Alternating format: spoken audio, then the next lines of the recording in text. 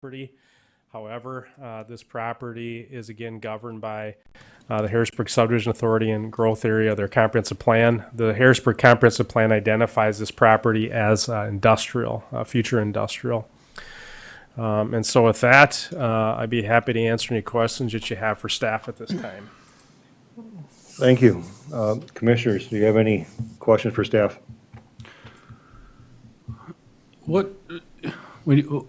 Can you just clarify for us, Toby, when, what role does the city of Harrisburg have in this? As far as, what and who can, if there's drainage issues and any issues like that, I mean, how does that process work? So again, Lincoln County has jurisdiction over the zoning and the use of the property. So again, it's your decision, or ultimately the County Board of Commissioners' decision to decide if this should be rezoned to commercial. However, any site development, so lot and block layout, grading, drainage, all of that will be governed by the city of Harrisburg. And Lincoln County and Lincoln County staff will have really no say or input into that process. So who is that person or persons that take care of that, I guess? So it's much like our process. It'll go through the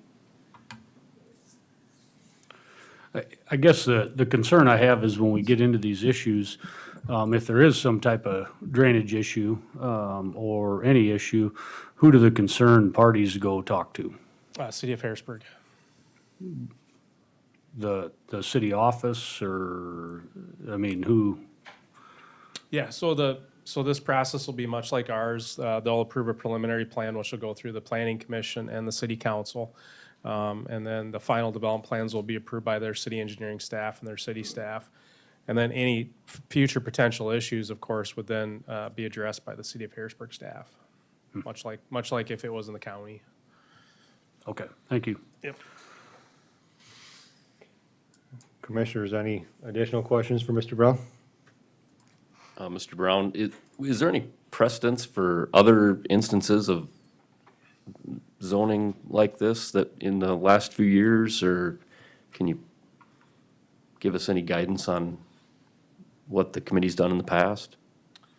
Well, what's somewhat unique about this application is that the Lincoln County Comprehensive Plan, we've tried to update it a couple times in the past, but it should be updated to reflect the Harrisburg growth area. So this would be considered an urban expansion area. So typically, when we have this type of an application, an urban expansion area, we look solely guidance to the city of Harrisburg with their comprehensive plan. This one's a little unique since we haven't updated the comprehensive plan yet. Again, our comprehensive plan shows this as future agricultural. But in the past, this board has followed the urban expansion area and the city's guidance on their comprehensive plan and followed that as a recommendation. Thank you. All right. Thank you. Any additional questions? All right, seeing none, I will call up the applicant to discuss the proposal. Give us a little detail.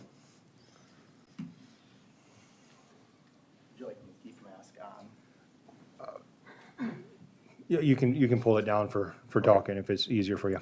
I'm Matthew Roach. I'm one of the owners of Pride Built Homes, currently reside at 284 Tiger Way. Like the site plan shows, we are working with Larry Bramstead, to rezone 10 acres. We had brought this before you guys and it had failed last time. We listened to everybody's opposition, their concerns, everybody's voiced opinions on what they didn't like about it. We switched engineers. We did our due diligence asking who the best engineer was to work with. We hired Aaron Norman with Norman Engineering to lead us through the drainage, the site plan, properly getting water off of the site and not redirecting it, but still putting it in the same direction that it currently goes. All 8 acres on the lot are people that we work with. One of those lots will be our personal building, Pride Built Homes building. The other lots will be people that work with us. We're going to set forth an HOA if this is approved, to where the site is always maintained kept up. There's going to be things in place where people can't just have ugly storage outside of the building.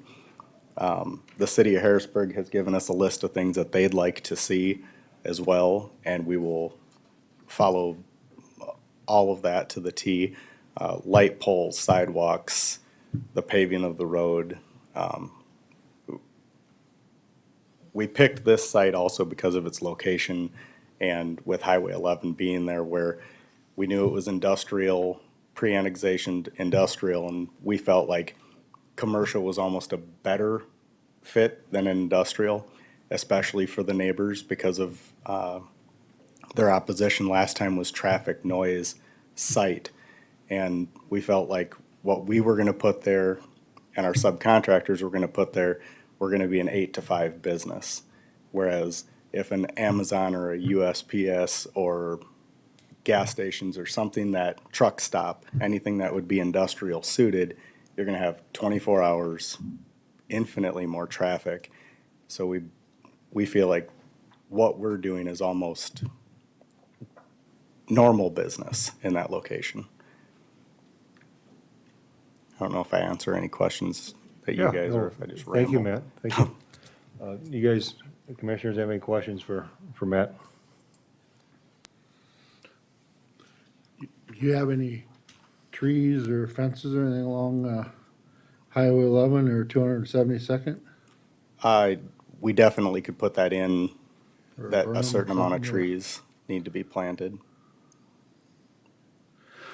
So what are some of the things you've done differently from the last time it was here? Water retention is a to, huge you know, difference. with the objection of the neighbors? The site plan is completely different than it was before. The road actually didn't cul-de-sac, it continued through. I know that was a concern for some people with future expansion of acres. So we terminated the road going through. Before, the only water retention was in the northwest corner, and now the water retention is, am I correct, Aaron, that it's the entire blue area?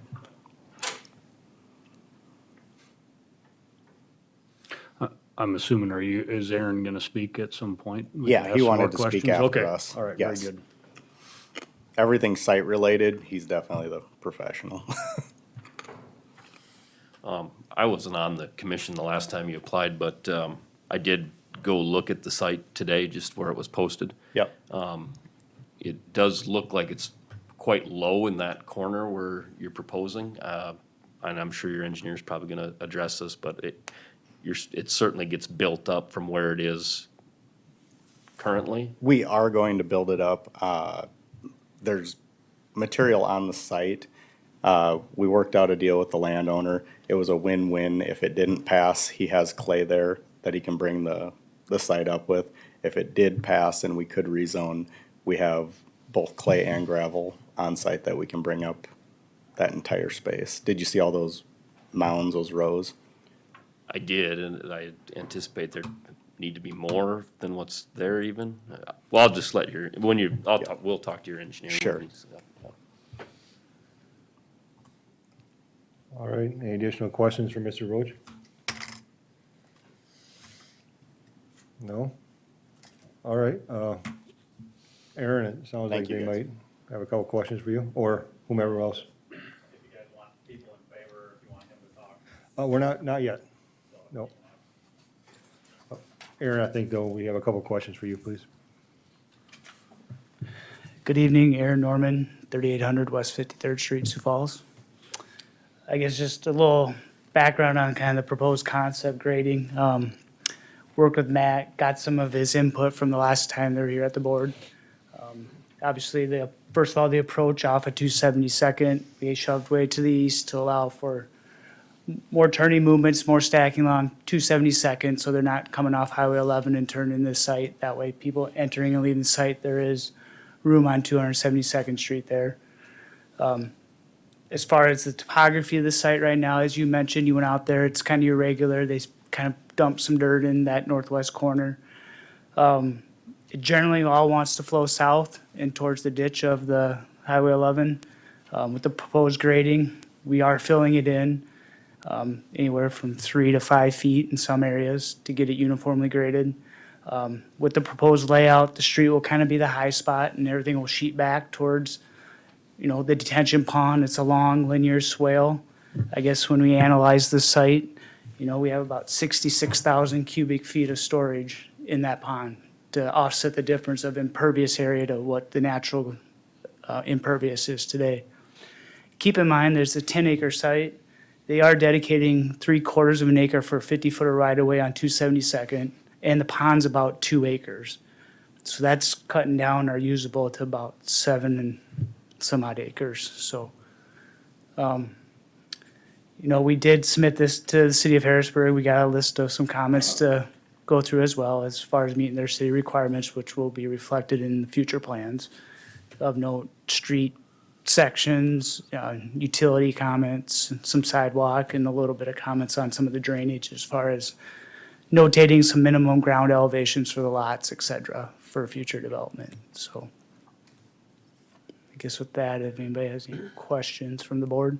So the water from the detention moat or pond, does that just sit, or does that, or you got plans to take that somewhere? Yeah, it's got a slight gradient grade on it. The site's pretty flat, so to keep as much, obviously, building footprint, but try to maximize our storage. It is draining out in the southwest corner, directed towards the ditch or the right-of-way. Down on Highway 11, there's culverts crossings down there, and even further south, there's culvert crossings. So, correct me if I'm wrong, but just looking at the site, there's a culvert that comes across Highway 11, just to the south of this site, correct? And there's a drainage ditch that runs across the balance of Larry Bramstead's property. And there's water that comes from the west on Shields' property that comes through there. So then you're gonna take all this water and dump into that ditch, is that the plan? So looking at it this way, the site naturally drains that way now, would be in grass, tilled farm A ground. So in our design calculations, we figured out what that runoff rate is today. And so our pond's gonna slow that water down so that point discharge is no greater than what it is today. So that's the reason behind our pond. So when you say it's more, it's actually the same amount of water, but it's coming through a pipe versus kind of just spreading out. But, yeah, I don't know that it's more, I mean, that's your profession. I'm just asking, is that where the water's going, is into that? That's the that- lowest spot of the site where it's all drained into. And it's gonna today. go into that existing ditch that's there? Correct, that Okay. does today. How big And a has there been any plan to work with that ditch to better drain things going as it goes east towards Lake Alvin? I haven't been in contact. I guess maybe the owner or the developer may have contact with the owner, but I haven't reached out to the owner. Okay. How big a culvert is that? Are you planning on putting in there? It's a 30-inch pipe right now. A 30-inch pipe to take that water off of there? That sounds like an awful big pipe. How deep is that ditch around there? It is about 2 to 3 feet deep, probably about 3 foot deep to the top of the berm. 3 feet deep. Water gets about a little over 2.5 feet deep in there. And you said it's about 2 acres? When you count, we gotta build up a berm, from the property line, we gotta fill up, create the top, come down, and then come up. That footprint takes 2 acres. This seems like a 30-inch culvert's awful big. For a release, in there, but I'm not an engineer into that stuff, but Have you done any calculations on this? I mean, I'm with Ron a little bit. That's a big pipe. We'll get a lot of water running into that existing ditch. Have you done any calculations if that'll back up through the culvert on Highway 11 to the property to the west across the road? Will that back up further west? So what we designed the pipe to. I mean, once this dumps out into that existing ditch, Right, we analyze. have you looked at it and figured, okay, made sure that the water from this detention pond won't go through your culvert into that ditch and then back up across the road? In theory, it shouldn't, because we evaluated on existing conditions, and we're throttling the release rate out of our new pond during a 5-year event and a 10-year event in a cubic feet per second, so it's a rate of water coming out, and we're not exceeding, you can see in the bottom corner there are rates, that we're not exceeding those rates during those rainfall events. So what you're saying is that there'll be no more water coming off of this 10 acres into the existing ditch than there is today? Right, that's what we're designed to. Is that ditch designed to drain all the way or to leave water in the ditch after the, Our ditch is intended to drain dry, but it slows it down over a period of, 24 to 36 hours to get out of there. It's a very small gradient on it, and so it'll kind of fill up, build some head pressure on the water, and then come out the pipe.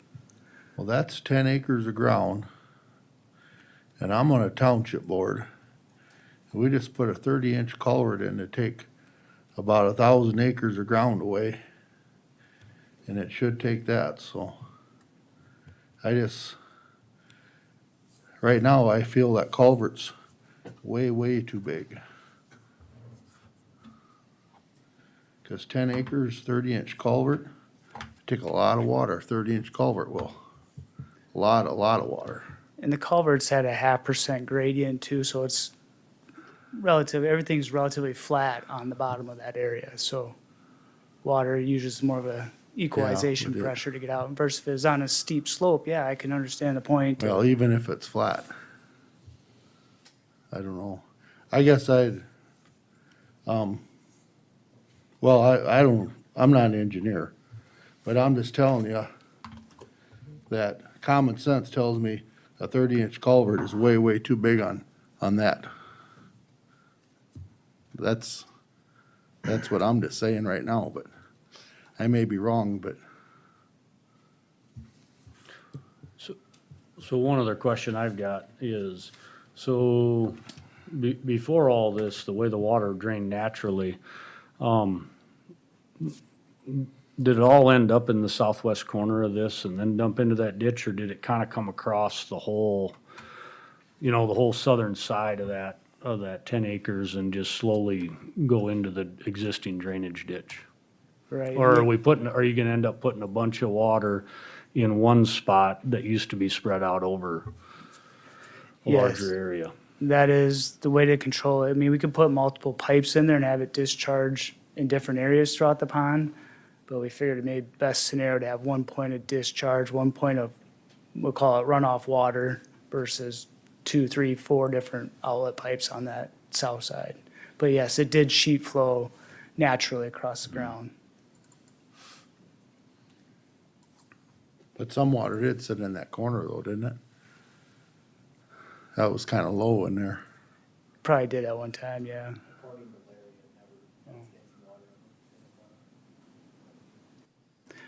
Yeah, there's no pipe crossings under 272nd to the north, or, No. no, everything was tended to head south.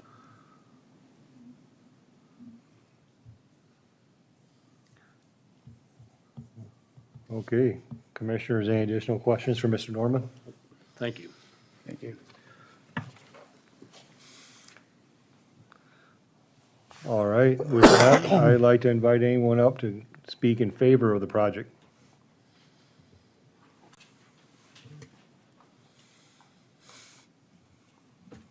My name's Dan Devine. I live at 27094 Deer Hollow Court, Harrisburg.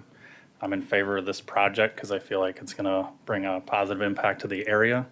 It's going to be filled with buildings that are all designed to a specific style, and everything will have to be approved via a homeowners association, to where all the properties are going to have landscaping, be nice buildings, and maintain certain things throughout the period of time that these buildings are here.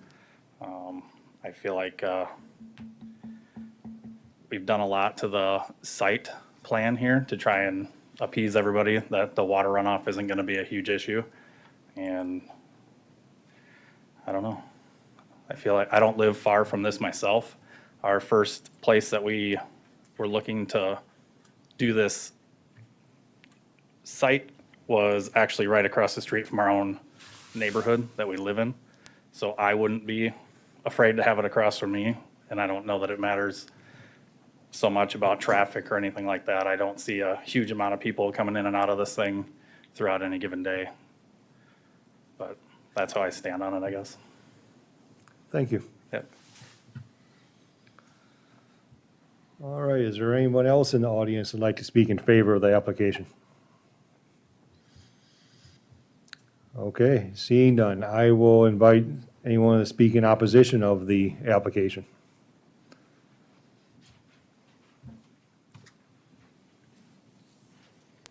My name is Wayne Bramstead. I live at 27195 South Dakota Highway 11. This is the home place that I lived on when we moved from Iowa. And there's always been water in that pond that is just south of this here 10 acres. It doesn't drain. When the water table is up, the water stays there. Anyway, I've got, nothing has changed for us since last August 25th when we had this same project come before the commission. I ask any of you that here present, would you like to have your home across from this project? The individual selling this property does not live in the area. His decision will not affect him in any way. This is primarily farm property all around this area. Highway 11 is a very busy highway. There are 2 housing developments to the east. These people travel 272 2nd Street daily to Highway 11. There is no sewer in the area except for residents. There have been water damage, drainage problems on this property for many years. Where will the water drain? For years, Harrisburg has used my pasture and part of my cropland as their holding pond. A few years ago, they made a holding pond for Harrisburg, but when this gets full, my farm is still used as a holding area, which was the case in 2018 and 2019.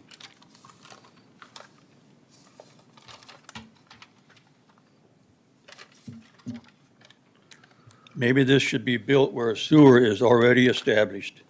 I strongly oppose this proposal and have 29 signatures from my neighbors that also oppose it. And I'm sure I could probably get a few more if I need to. Before a decision like this is made, the people in the area involved should be the ones accepting it. My brother does not live in the area, so it doesn't affect him. I suggest if Harrisburg is going to be in charge of water drainage 3 miles out, then we need real representation on the city council. Thank you for this opportunity to talk to you. Please, when making your decision on this project, take into consideration the people who have to live with your decision. I do have a letter from June Shields. She could not be here tonight. With your permission, I'd read that too. Yes, please.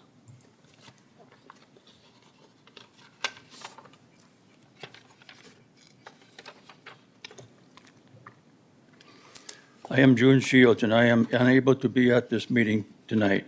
I live at 27225 South Dakota Highway 11, Harrisburg, South Dakota.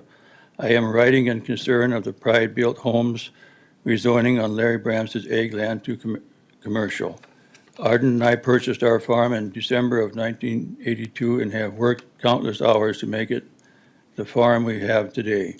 Arden passed away in 2019, but I still live on the farm and rent out the land to Galen Johnson, who is a great steward of the land. My main concern of not approving this rezoning is the water drainage that comes from this property to my land. I have 2 culverts that drain under Highway 11 and into my field. It was mentioned before that the Bramstead field is tiled, but it was put in many years ago and not maintained. The tile in my field has been replaced and maintained. I am concerned that the road and cement will bring more drainage to my land. I know that when was a hearing last July that you are as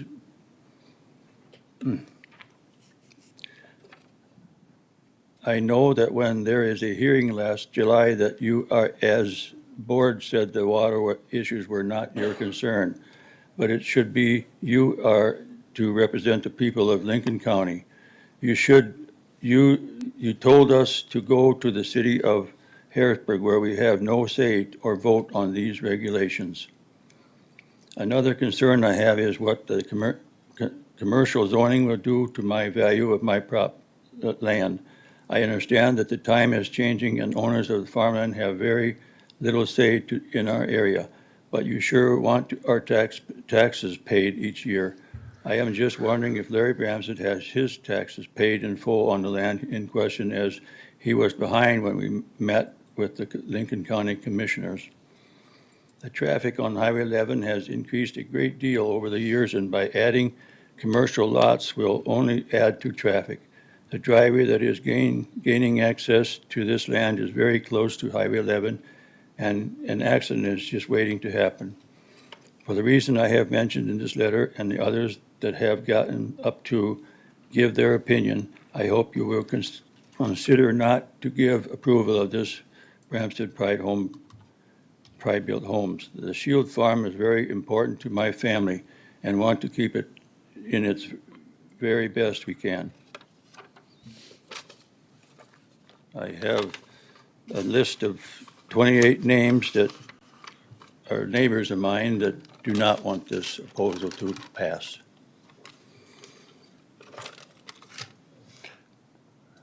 Thank you for your time, Wayne. Excuse me, Wayne, are some of them people here tonight, or? I mean, you don't have to point anybody out, but One is, one is, okay. Okay, thank you.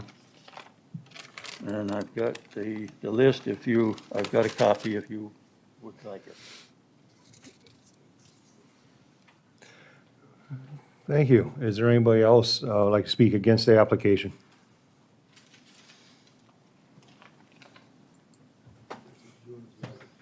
Thank you.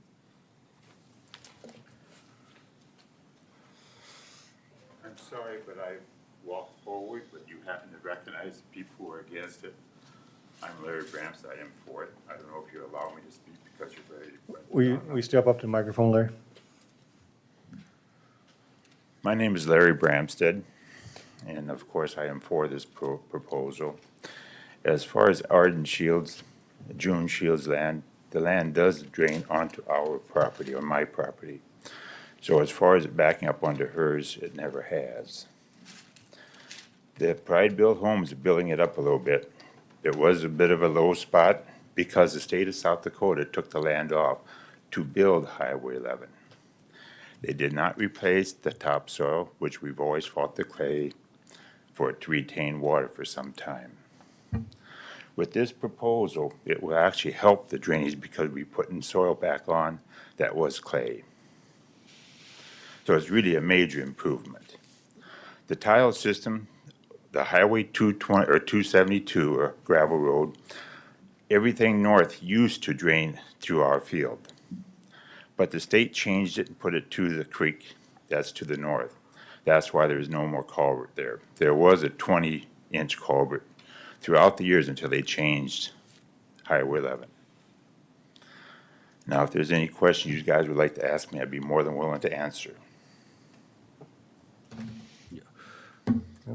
Thank you, Larry. Larry, would you be opposed to working with your neighbors on that drainage ditch and figuring out what the No problem improvement, one bit. what the improvement would need to happen so that everybody would be, Would satisfied cooperate with the it, way the yes. drainage is? Absolutely. have you guys worked with them yet, or? I've only talked through Matt Roach. I Okay. haven't really contacted neighbors, and I really don't know for sure who the neighbors are yet. Of course, my brother Wayne gave you the list, I believe, tonight, and that would give me a chance to have some idea who they are, so that we can deal with them and work with it. Thank you, Larry. All right, in opposition of the application?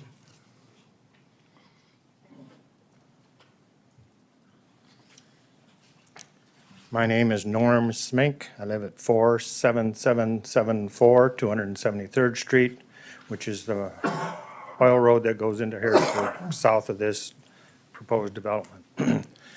I like the changes that have been made. It looks good. My biggest still concern is the water issue.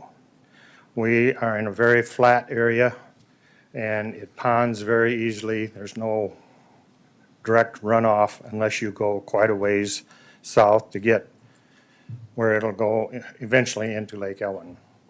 That would be quite a cost for either the current landowners next to this property or to the developer, because it's going to pond just south of this proposed zoning change, and it ponds on both sides of Highway 11. And even though there's culverts going under Highway 11, there's nowhere for it to go except through tile lines or stay in a pond. So I'm opposed to this until we see a better plan for water runoff. Thank you. Norm, a quick question. So we've talked about the tile on this property. Does that tile come across yours then to the south?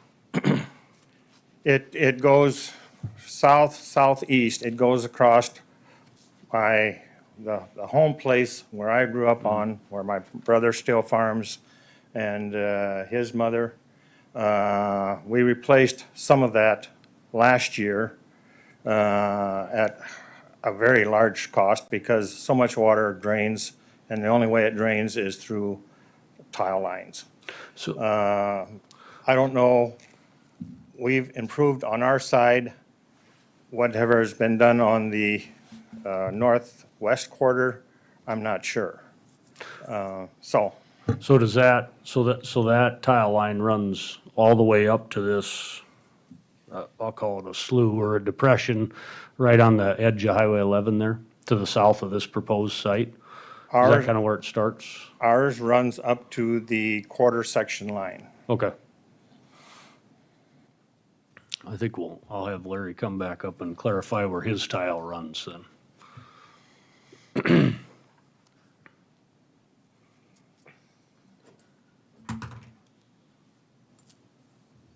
It is a 12-inch system, and they have been doing improvements on it this spring. So it does clear, it does run clear again. That doesn't mean that we can't have some problems in the future, but a 1-foot tile system does carry a lot of water. But it does, is the start of the tile in this wet spot south of the proposed? No, it does not. It goes all the way up to where my son's house is. That's the beginning of that line. It curves around, and I can't give an exact where it's at because it was never mapped in 36 when it was put in. But I can give you a very close idea to about where it's at. So if you've been doing improvements, though, you must know where it's at. Only where the low spots that wasn't draining. We had some collapsing with all the rain that we've had the last few years, and we've just replaced it this early spring, late winter, how you want to call it. So it's a clay tile system, Yes. basically? Yes. Okay. Is there any more questions? But you don't know for sure, Larry, if it comes all the way up into this wet spot that we're gonna drain the southwest corner into? Yes, it does. It does, it goes It into most that? certainly does. I can draw a map of it and be very close to it if you would like to see one.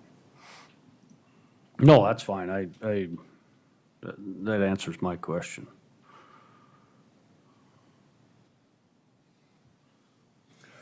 Thank you, Larry.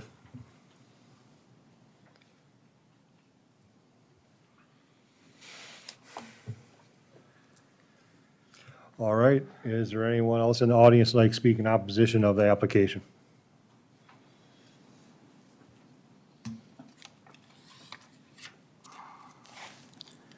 My name is Brian Bramstead, and I live at 47816 275th Street.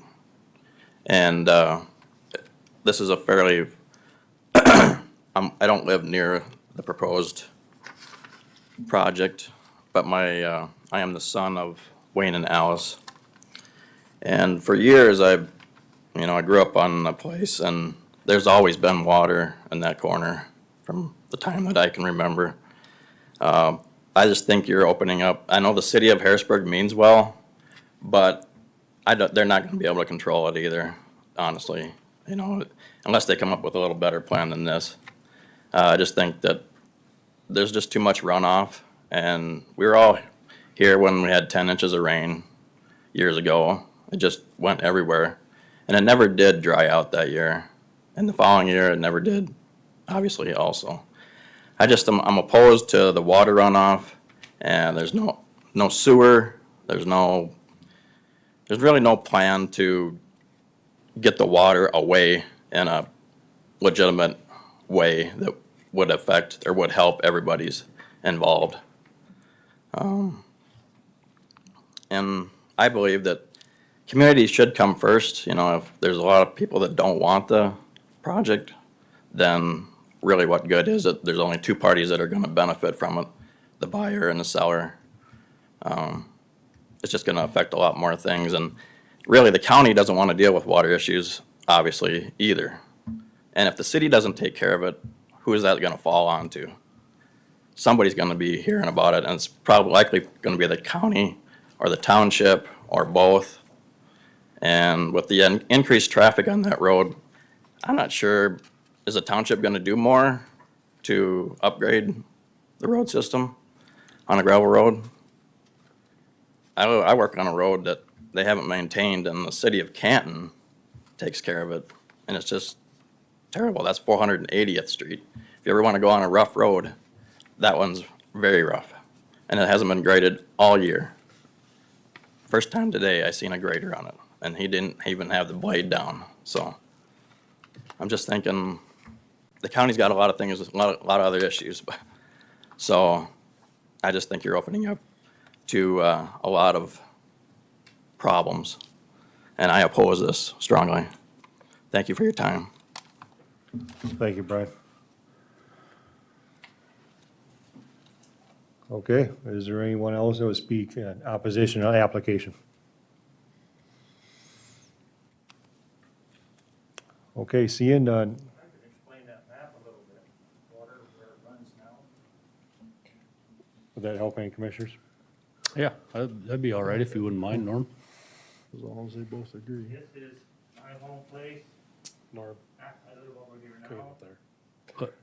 Excuse me, can you, No, Norm, can you go to the microphone a minute, or, it'd be hard to show us. yeah, Yeah.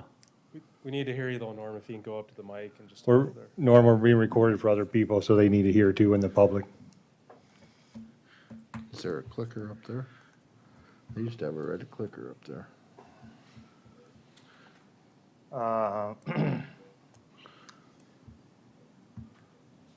The blue outline of that quarter, that's the quarter. Let me get us started. No. The purple line where Highway 11 is, that goes left to right, that's the division between the northwest quarter and the southwest quarter. Just to the bottom of that purple line on the right of Highway 11 is my home place, where I grew up. If you go straight east or to the right of that building site, you'll see kind of an L-shaped water line or creek. We put in new tile lines from the beginning of that L-shaped all the way to the northeast corner of the home place. And only dark areas you see on that map are areas that ponds water and no crop grows most years. And so you can see just south or to the bottom of the proposed 10 acres, there's a big black area. That's been underwater except for this year. And whether that's tiled out, that would eventually go through our farm, if it is. Maybe that helps, maybe it doesn't. Because if there is tile through there, or if there will be tile through there, it'll have to get hooked up to yours and go across yours. Yes, Okay. That's what I would suppose. And the problem is, when you start overloading tile lines, you start having breakage, blowouts, and problems for landowners for they're down the water line. Thank you, Norm. All right. Unless there's no else in opposition, I think I'll close the floor to public comment, and I'll ask for a motion from the commission.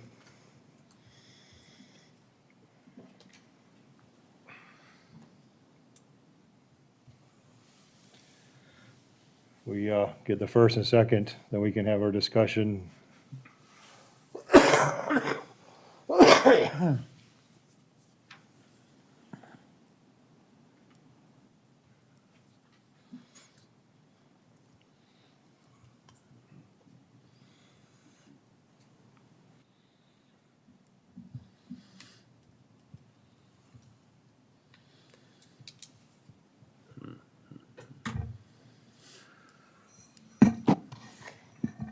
A lot of thinking going on.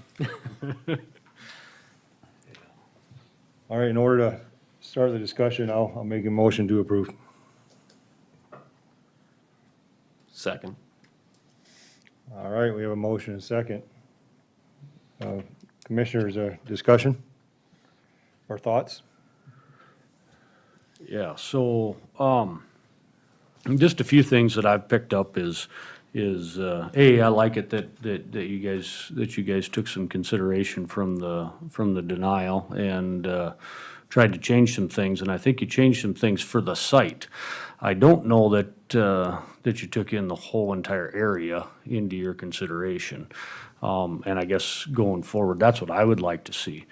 I have a problem with, and I've had a problem with this, the fact that the city of Harrisburg, is ultimately in charge of the drainage in these areas, and I'm very sensitive to ag drainage, being an ag person, and I know how complex it is and how sensitive it can be, and I'm fairly certain that the city of Harrisburg is not the local drainage expert. And I don't think that in these issues, I don't think that there's somebody in the city of Harrisburg that can come out and solve it.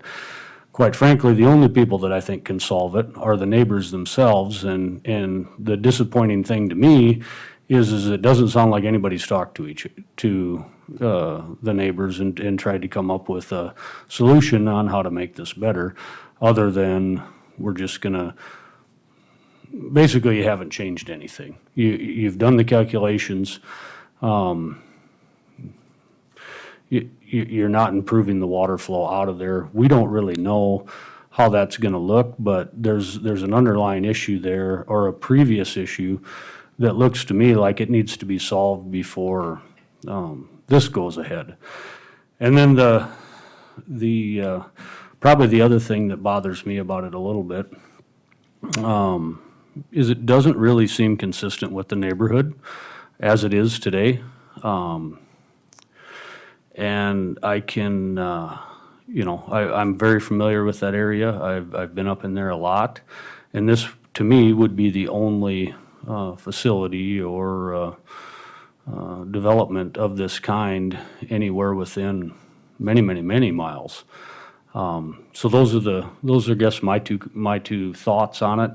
I think that if it was to go forward, I think there has to be some consideration to the drainage and to the other neighbors. And then, secondly, I think the consistency of the neighborhood, should be considered as well, so. Thank you, Mr. Scott. Other commissioners? Mr. Roach, I think you have a good idea here.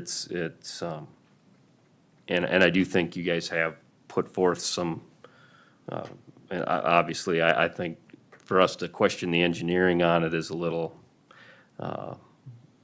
Monday morning quarterbacking if they say the water's is what it is, or the culverts. I mean, I'm sure that's, my bigger issue with the project would be the fact that, it just seems like something that there's probably a spot in Lincoln County that already exists that could maybe better serve, what you're proposing with the sewers, the sidewalks.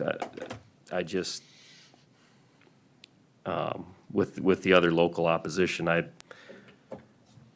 think it's probably something that maybe could be moved elsewhere. Thank you. Other commissioners? I really don't like the way the 30-inch tile coming off of that piece of ground is draining down there. It may be okay on paper, but I live over by the T exit, and I live on a quarter right now that engineers have told us for 40 years, farm the whole thing, and right now there's about 40 acres you can never farm. You can't even farm it this year because we got water coming out of Sioux Falls and out of T. And if I'm sitting up here, I wasn't here last summer when they did this, but if we've got 20 to 25 people or whatever against this, and we've only got a handful for it, that basically tells me it's the wrong spot at the wrong time in this county.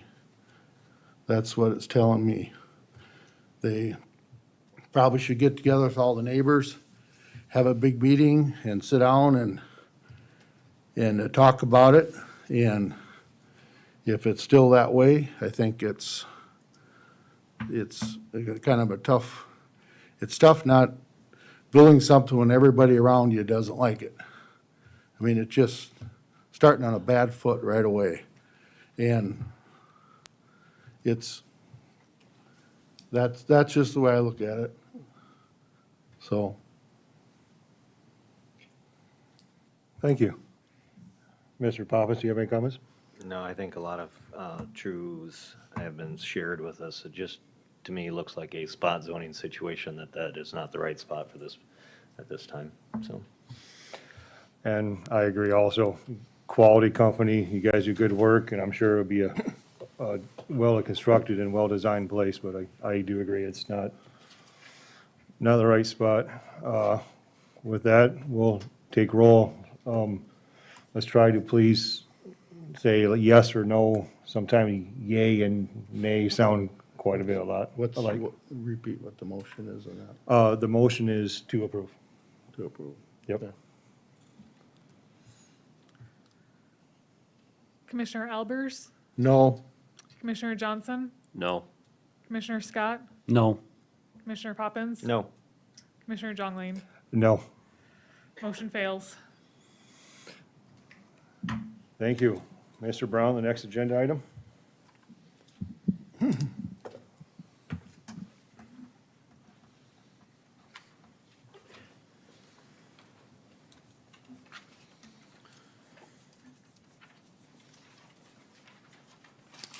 This next item is a conditional use permit that was submitted by the property owner, Justin Kiken.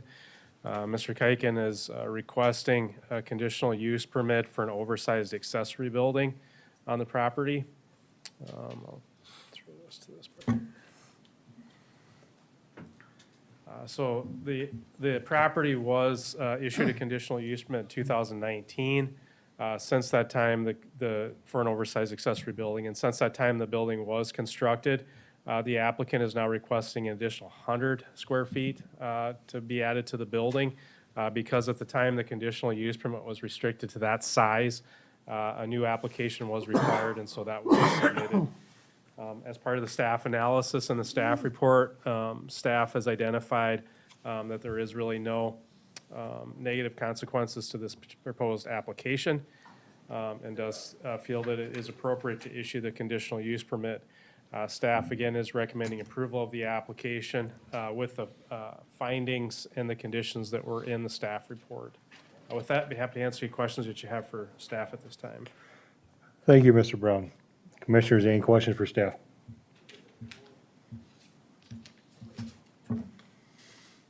Hearing none. All right, I will ask the applicant to come forward and describe their proposal.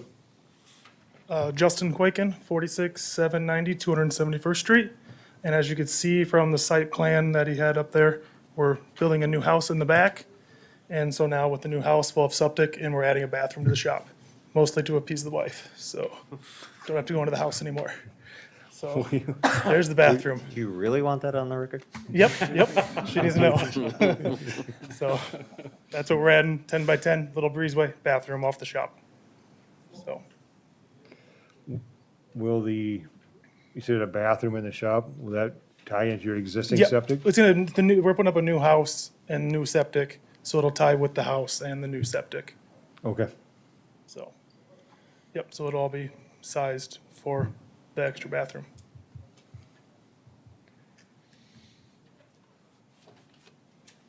All right, yeah, I remember your application here a couple years ago, or 19 apparently. Yeah. You're a contractor, right? Yep. Okay.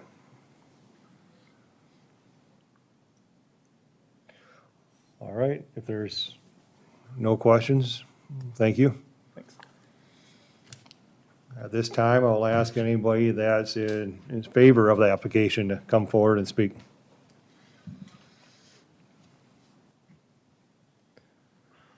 Okay, seeing none, I will ask anybody in opposition of the application to come forward. Okay, seeing none, I will ask the commission to give a recommendation. Mr. Chairman, I would move to accept or to approve the conditional use permit. I'll second, Scott. Okay, we have a motion and a second. Commissioners, do you have any discussion? Seeing none. Dylan, can we do roll call, please? And just to clarify the motion, that was with the conditions? Yes. Commissioner Albers? Yes. Commissioner Johnson? Yes. Commissioner Scott? Yes. Commissioner Poppins? Yes. Commissioner Jongling? Yes. Motion passes. Thank you. Good luck. Good luck with the man shed. All right, Mr. Brown. Okay, Mr. Chairman, this next item is a conditional use permit application that was submitted by the property owner, Larry Healy. This is a request for a conditional use permit for an accessory building to exceed 1,500 square feet. The applicant is requesting 2,400 square feet.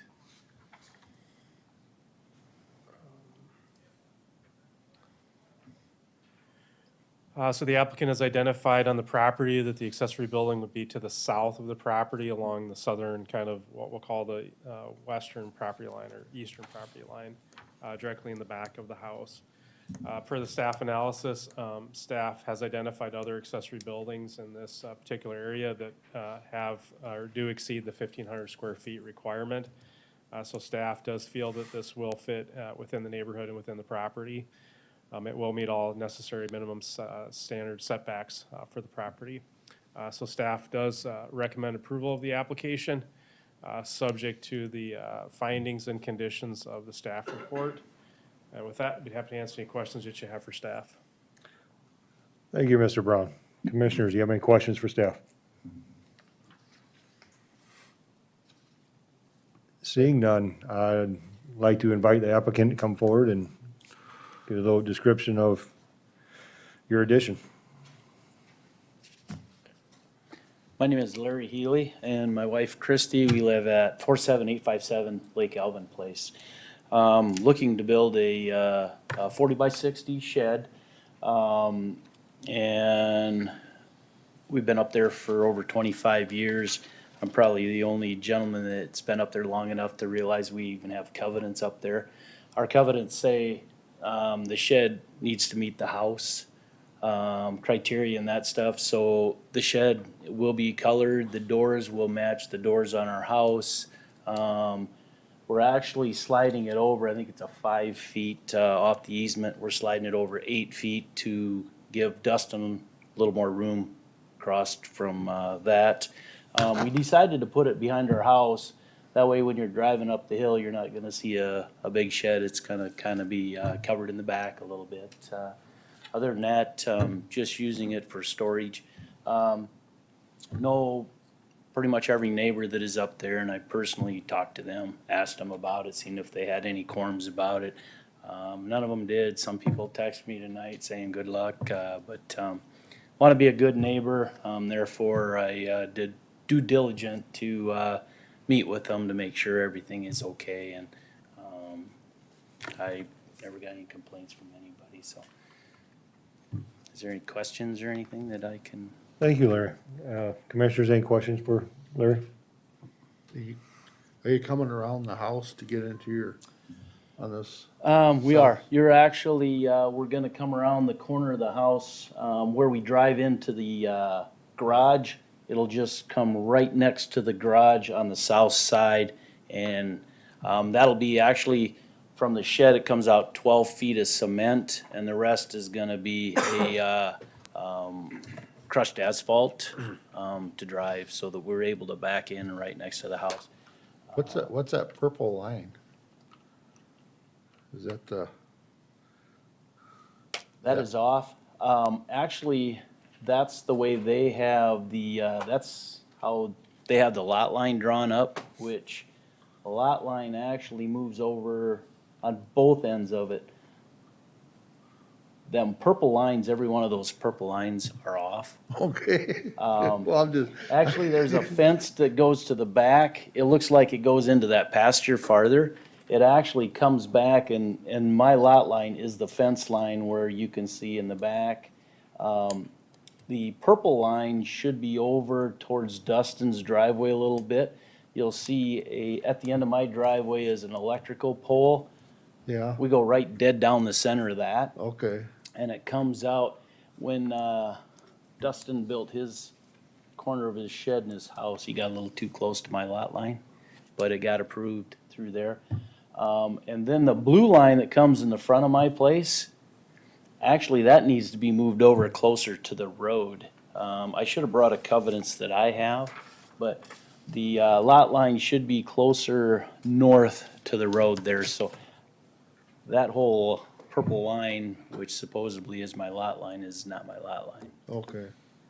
But correct, the driveway will come south of the house and just curl around there. Okay. And like I say, there'll be a road going into that. Yeah, sometimes, Larry, when they take the super satellite and just lay it on top of lines, they don't always line up perfectly, so.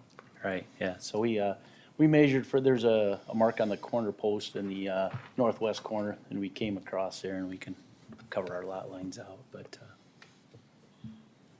Okay, thank you. yeah. Thank you guys, Larry, appreciate what I you do. appreciate you talking to your neighbors too. That was my big question, so thank you. All right, at this time, I'd ask anyone to come and speaks in favor of the application.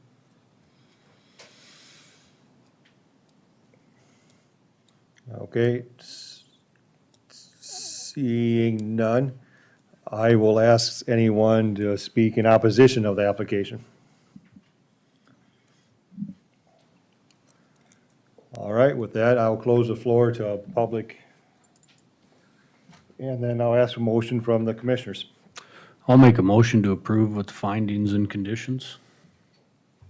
I'll second it, Albers. All right, we have a motion and a second. Any discussion? Seeing none, I'll ask for a roll call, please.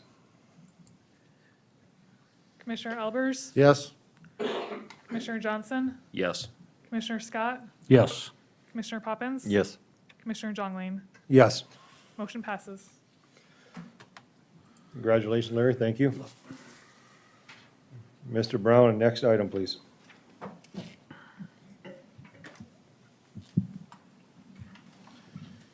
This next item is an application by Brian Gady for a conditional use permit for warehousing, specifically outdoor storage on the property. This is this shows the zoning. This property was recently rezoned from A1 to commercial, I believe within the last year.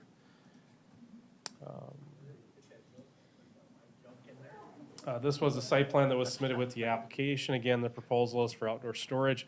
The house that's on the property, that's not part of this zoning and not part of the concept. But the concept would be outdoor storage.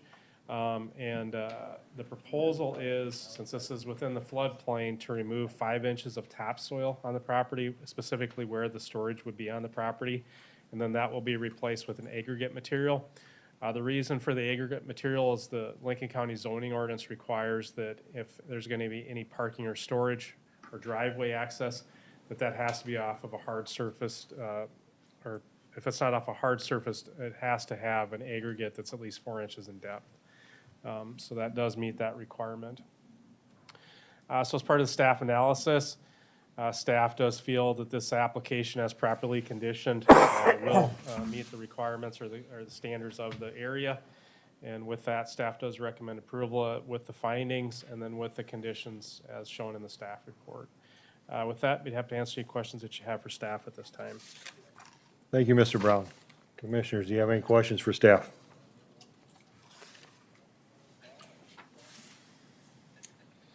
Seeing none, I will ask the applicant to come forward and just describe their application.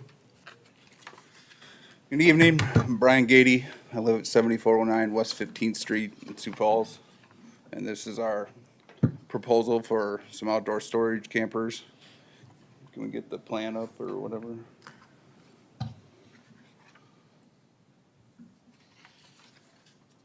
So we're gonna grade where all the campers sit, take out the dirt that's needed, bring in some 3/4 to 1.5 inch crushed granite, and get the site all graded to the original grade that it is right now.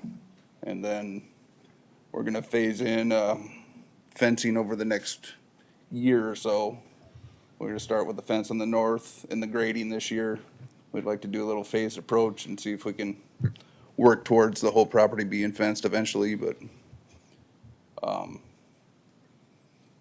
yeah, I'm up for questions. Thank you, Mr. Gady. Commissioners, do you have any questions for the applicant? So where it says tract 1, is that your residence or is that? Yes. Okay.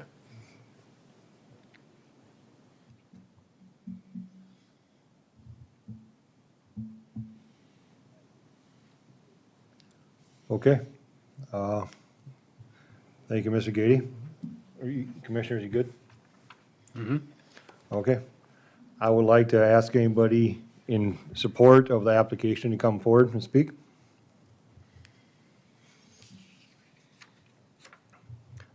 Seeing none, I will ask anybody in opposition to come forward and speak.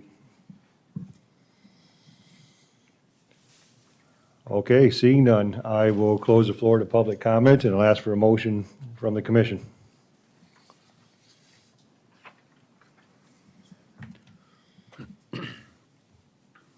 Mr. Chairman, I would move to approve the conditional use permit with the findings and conditions. Thank you. All second, Scott. Thank you. We have a motion and a second. Commissioners, do we have any discussion? Looks like we're good. We do a roll call, please. Commissioner Albers, Yes. Commissioner Johnson, Yes. Commissioner Scott, Yes. Commissioner Poppins. Yes. Commissioner Jongling. Yes. Motion passes. Thank you. Good luck, Mr. Gady.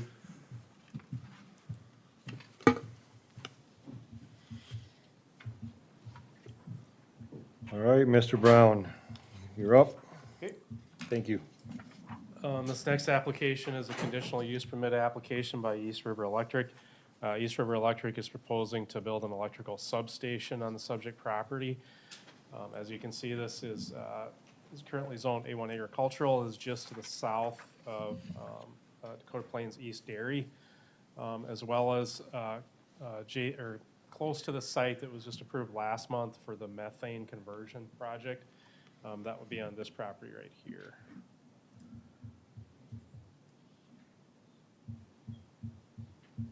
So this was a site plan that was submitted with the application. Again, this would be in the northwest corner of that intersection.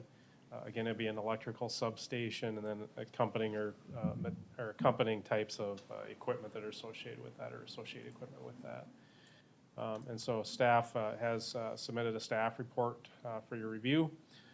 Staff has identified that this is proposed use as conditioned, should not have any potential increases or disturbances to the surrounding property. And with that, staff does recommend approval as with findings and conditions in the staff report. With that, I'd be happy to answer any questions that you have for staff at this time. Thank you, Mr. Brown. Commissioners, do you have any question for staff?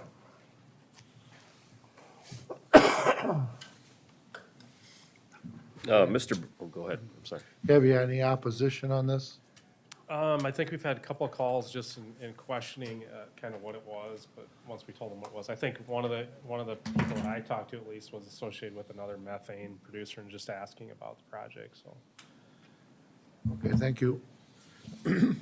Mr. Brown, is this used more so to handle the electricity being produced by the methane project or to handle electricity coming inbound from East River for the dairy in the neighborhood? I think it's more so to provide electricity for what's going on in growth and development in that area. As far as what I think we've been told as staff.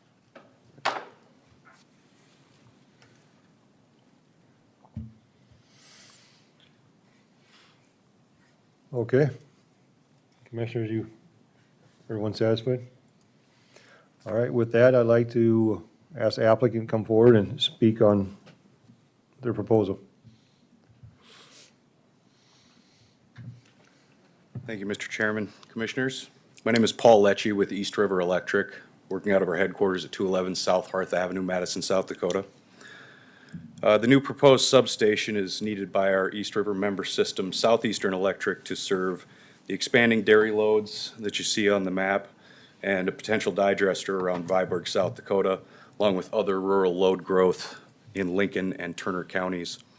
The new substation would allow for a better source to segment their distribution system and stronger ties for load transfers during system outages. In order to meet the growth, improve voltage issues, and allow for better load transfers, East River is proposing to build the Delaware substation. I'm happy to answer any questions. Thank you, Paul. Commissioners, do you have any questions? I'm just curious, what size transformer we put in there? I have it. It is a 7,500 kVA. Okay, Be a 69 kV to 1245 kV transformer. okay. I got a lot of questions, but none pertains to this, so, Okay. Well, call me anytime. sure. There's Thank no you. other questions for me? Thank The you. normal sources of power, otherwise, I mean, you're sourcing electricity the same Correct. ways, I mean. Yep, this will be fed from the Beersford-Wappa substation on our Viborg tap line that runs about 2.5 miles south. So we'll be building a radial tap up to the substation to power it off our normal feed from Western Area Power Administration. So this really doesn't have anything to do with the methane digester project that we approved last month? Not that I'm aware of. Okay. This is solely for distributing electricity to the end users and supporting our member system for their needs. Thank you. Thank you. All right, at this time, I will ask anyone that's, to speak in support of the application. Okay. Is there anyone in opposition of the application?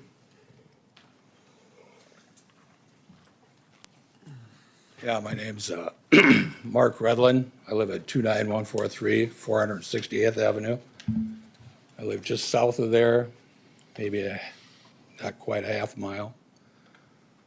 Now, these lines are going to come right past my home, right out in my front yard. I live approximately 125 feet from the road. Stray voltage is what we're worried about. And in the substation on the corner, if the dairy's using it mostly, why don't they build it up towards the dairy? And I don't think it should come down our road. I could have got probably a few more neighbors involved, but when they posted it down in the ditch. Nobody could see it. I actually moved it up on the road, but I don't know if anyone saw it. The aesthetics, it'd be hard to sell a place with high voltage lines right in your front yard. So I'm opposed to it. Thank you.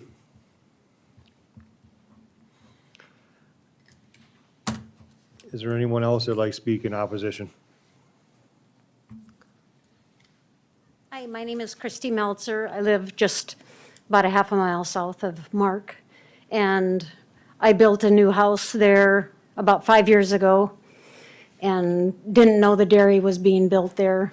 I didn't even know this methane thing was approved last month. There was nothing posted on the road for us to know that was going on, that it's getting bigger and bigger. I built this huge house there and plans of spending the rest of my life there, and now they're gonna put, we don't know what's gonna get put in front of our house or buried in front of our home. And we're close to the road too. Our neighbors across the road from us, they came and talked to us tonight, but they couldn't come. They had other things that they had to, engagements they had to be to. But I would just, you talked earlier about about being a good neighbor and discussing things with people in your neighborhood, to let them know if that's something they would approve. But I feel like this isn't something that we would approve, that we would want. That's not why we moved there. So I just wanted to let you know how I feel about it. I don't want it to decrease my property value. So I appreciate your listening. Thank you. Thank you, Christy.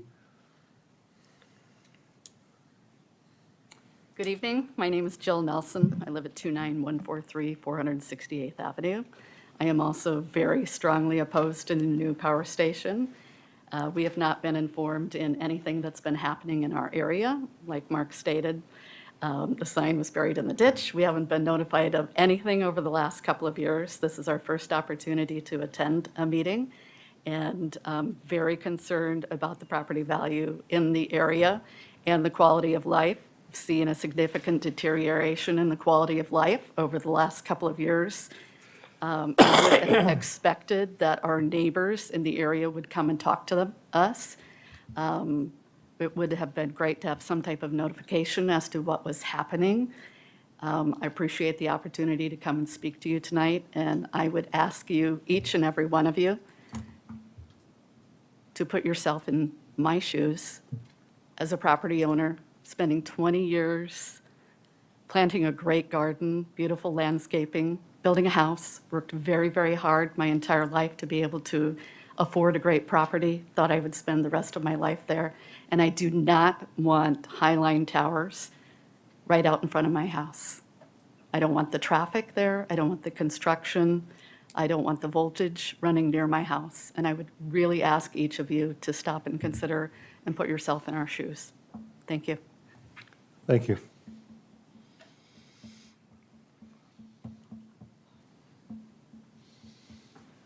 My name's Joe Schumacher, and I live just south of the Redlands.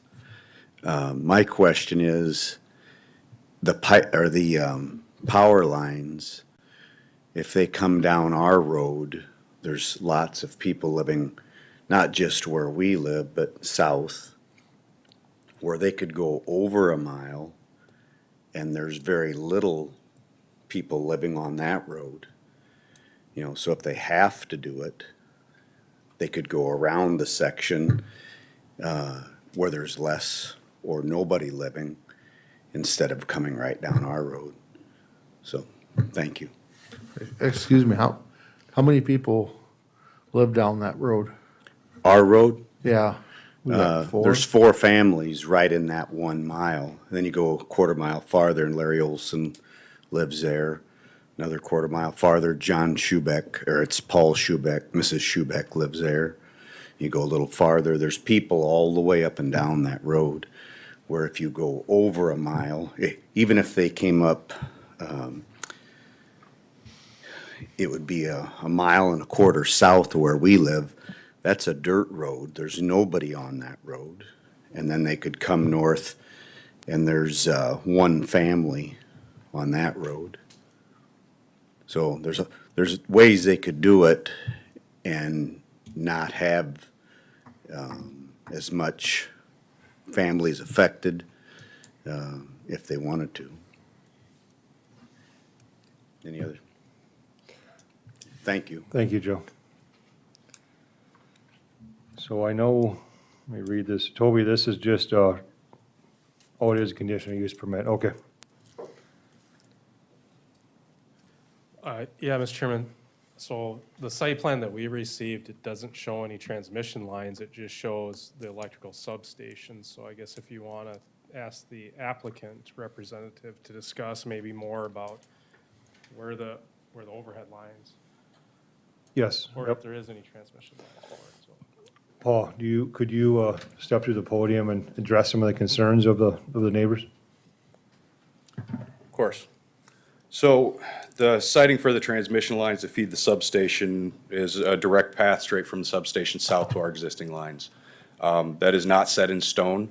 That is the most direct line, the most cost-effective way for us to get to from our existing voltage to where the voltage is needed today. We would be open to discussions if there is public opposition to coming up that road. Building extra miles of line does add a lot of cost. It adds a lot of, expense that needs to be transmitted onto our member. But as I said, this alignment is not set in stone. We're here today to get the substation placed. Once that happens, through the easement acquisition process, there will be outreach to the public. During that course of projects, we have changed alignments in the past when they think that there's a better way to do it. If there's a way to build this line with an extra mile that doesn't impact 6 families and impacts 0 families, then we would love to do that. What we found in the past is the problems we ran into is that once you take that concept, move it a mile over, then you're impacting another set of landowners that also don't want a transmission line running across their property. So at this time, I can't commit to a final alignment, but I think that we would be open to discussions about alternates. The line that is going to be feeding the substation does run east and west along the quarter line, so it is possible to make a lateral move on that. And if we can come in and if we can mitigate an entire community's concerns by building an extra mile of power line, I'd be willing to bet that we would do that. Currently, you're coming right up the ditch or right along the road, is that what you're thinking? Correct. Okay. Any thought to going through the middle of the section? Our transmission group's preference is to not do that. We're currently moving several of our alignments that were built in the 50s that go across the quarter lines out to the road. This would be 2.5 mile radial tap. I would say they would be opposed to that for maintenance purposes, but it's definitely a discussion I can have with them. So this is a radial feed to the substation? Correct. This is currently, as planned, a 2.5 mile radial. What's that mean, Jerry? So usually you feed substations in a loop, so it comes in from one way and another way. Ice takes down all this one, you still have another way to feed the substation. With what Paul's saying, there's just one line. If ice comes, it's just out till we get some of our good linemen out there and fix it up. And, Jerry, may You service that area fully? Yes. All the customers? Yes, we do. We service our member, Southeastern Electric, who is our distribution cooperative member. So they serve the end user. We serve the distribution cooperative as their transmission cooperative. So what's the process look like if this was to get approved in the go forward plan to redirect the lines? How would that look? How would these residents go about that? Well, the first process after approval of the substation is I would go back to our management staff and I would explain the concerns of these landowners and ask if there was a way we could find another route for the line to get it into the substation effectively. Would you guys be opposed to having a plan of where the line's gonna go before this gets approved and be part of the conditions? If that's what the commission requests, then that's what we would do. I guess I've just been around this, being on the, by T and having growth and new lines.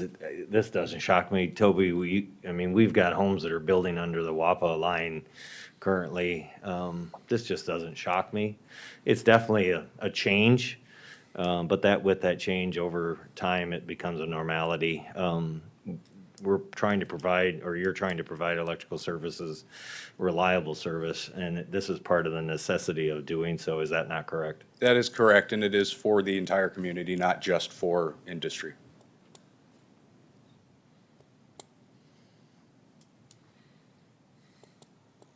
Okay. Thank you, Paul. Thank you. Thank you.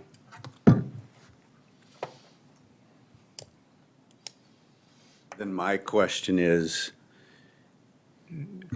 Joe, could you just repeat your name one more time? I'm Joe Schumacher.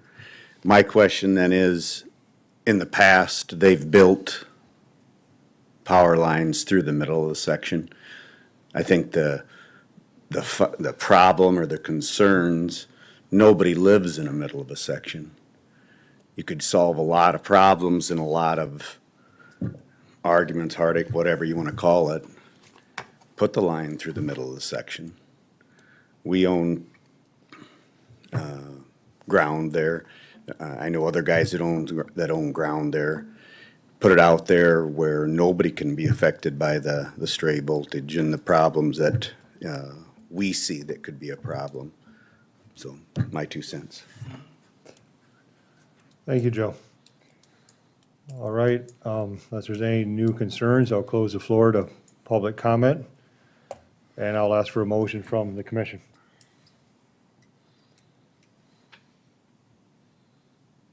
I'll offer a motion to approve.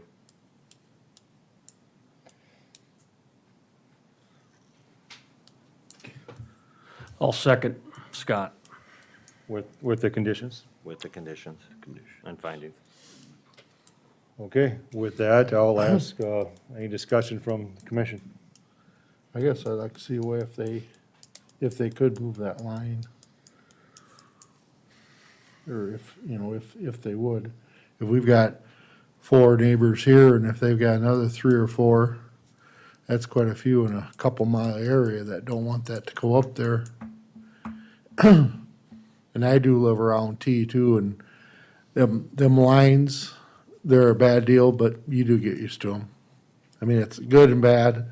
It's part of growth. I know that's hard for you here to say, but I guess if we've got 6 or 7 people in a mile and a half to, I think the electric company should try to at least look at a different route to go there. Just, I would like to see that. See what it would take to go there. I don't disagree. There's a lot of situations where I would have liked to have had things moved around. Unfortunately, the guidance on the transmission lines are outside of our control. I think that's the diligence of the being a good neighbor aspect of our cooperatives, and for them to go out and try to make that be the minimum impact as possible, so. I agree with that. If East River or Southeastern can maybe do a community hall or invite everybody in to have a discussion, I think that go a long ways. Commissioners, any more discussion? Okay, with that, I'll ask for a roll call, please. Commissioner Albers, Yes. Commissioner Johnson, Yes. Commissioner Scott, Yes. Commissioner Poppins. Yes. Commissioner Jungling. Yes, Motion passes. thank you. Mr. Brown?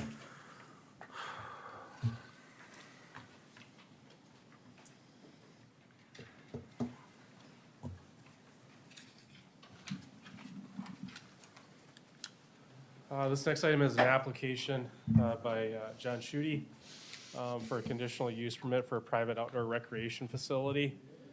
As you can see, this is Mr. Schutte's property is zoned A1 agricultural and RC rec conservation. The specific RC rec conservation area would be where the proposed private outdoor recreation facility would be located. This was the site plan that was submitted with the application. Mr. Schutte intends to have a pumpkin patch, a sunflower field, and then an area where he would have festivals on the property. So staff has reviewed the application. We have been in contact with the applicant as well subsequent to the submittal of the application. And staff does feel that as properly conditioned, we do recommend approval of the conditional use permit, subject to the findings and conditions that are listed in the staff report. We have had some discussions with the applicant. There's an easement that runs to the property owner, or to his property, that runs across his neighbor to the south. That's a civil matter between those two parties, but we did feel that there was some discussion with it, so staff did recommend a condition that we would ensure that there's compliance with that proposed easement across the property as well. With that, we'd have to answer your questions that you have for staff at this time. Thank you, Mr. Brown. Toby, do you feel that the designation with private recreational facility is the proper designation? So there is no definition in the zoning ordinance for private outdoor recreation facility. Just going off of the past, how the board has approved these types of what I'll call farm operations. And so this does bring a level of commercial into the agricultural area. But has how we've treated previous applications for this type of use. And then, item 5, festivals are limited to 4 times a year. Can you elaborate on that just a little bit? So the applicant did identify in the application that they would have festivals, and so staff felt that these should be restricted.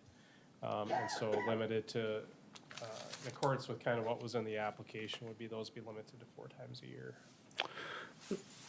But then the rest of the year, they would be open for business, correct? It just wouldn't be considered a festival? They would be open for the pumpkin patch and for the sunflower field, yes. Okay. But what I would call festivals, what they referenced in the application. There is, though, that just reminded me, so I did have a conversation with the township. And so I would suggest that we add another condition to this list. And that is that road haul agreement and or maintenance agreement from Canton Township be obtained. And so the township does, the access to this is off of the county highway, but there's a township road that connects, and the township is concerned that this would be the primary access to that state road, or the county road to get into this property. So they are recommending, and I think staff is supportive of that, just to ensure there's any concerns. So you're suggesting number 9, that this business, if passed, will enter a roadship agreement with the county? With Canton Township. With Canton Township. Canton Okay. Township.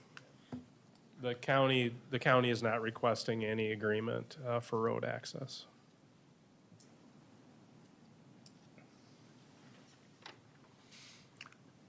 Okay, any additional questions of staff? I do, Mr. Chairman, if I may. Mr. Poppins? Again, referring back to number 5, festivals, A, what's the definition exactly of a festival? And then B, 4 times a year, if one event happens to run April, May, June, we could pretty much run the whole year. We don't have that defined. I guess I'm just not satisfied with that number 5 at all. So I think, again, festival, that was what was promoted in the application materials, but I think to clarify it, per your request, would just be limited to 4 times a year in a weekend. So we would restrict it to a weekend. One weekend represents a festival, so 4 weekends. Correct. Okay. So that would need to be added, the definition. Yeah, clarified, yeah. Yeah, let's say festivals are limited to 4 weekends a year, so take out times and substitute weekends. And then, a last one that I would add as well too, and I apologize for that, but, so I would add a 10th condition. I've talked to the neighbor quite a bit, and we did have some correspondence from their legal counsel, which we've included up on your desk. But a 10th condition would be to review this conditional use permit 1 year from the date of approval.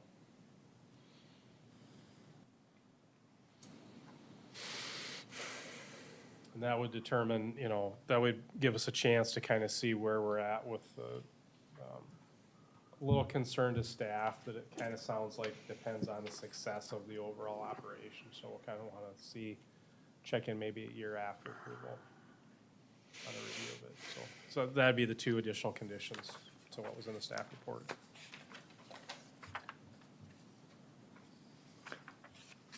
Thank you. Any other questions of staff? Okay, seeing none, I'll ask the applicant to come forward and discuss their proposal. I'm John Schutte, 48390 281st Street in Canton, and we've lived out there for about 7-8 years now, and we've owned the property for about 25 and lived there 7 years for the first year we were there, and then lived a few years away. But we've grown pumpkins out there probably for at least 10 of those years that we've been out there, and we've had actually a festival in the past where I invited my real estate customers out for a weekend where people come out and we do hay rides and then we always had extra pumpkins. And if you drive on Highway 18 in the fall, you've probably seen them for sale on the street corner. That was us. We've just sold them there on the honor system, and actually we're quite successful doing so. And so we thought we'd take it one step further by inviting people to come out on a U-pick. Kind of like the strawberry fields where they come out and do U-picks in areas. We were thinking about doing the same thing with the pumpkin fields during the week. And then maybe on the weekends having refreshments and calling it a festival.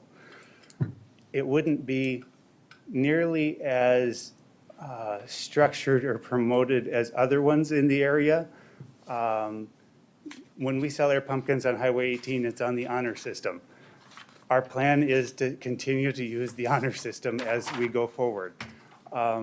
We live there, we're home most of the time, or somebody's home most of the time.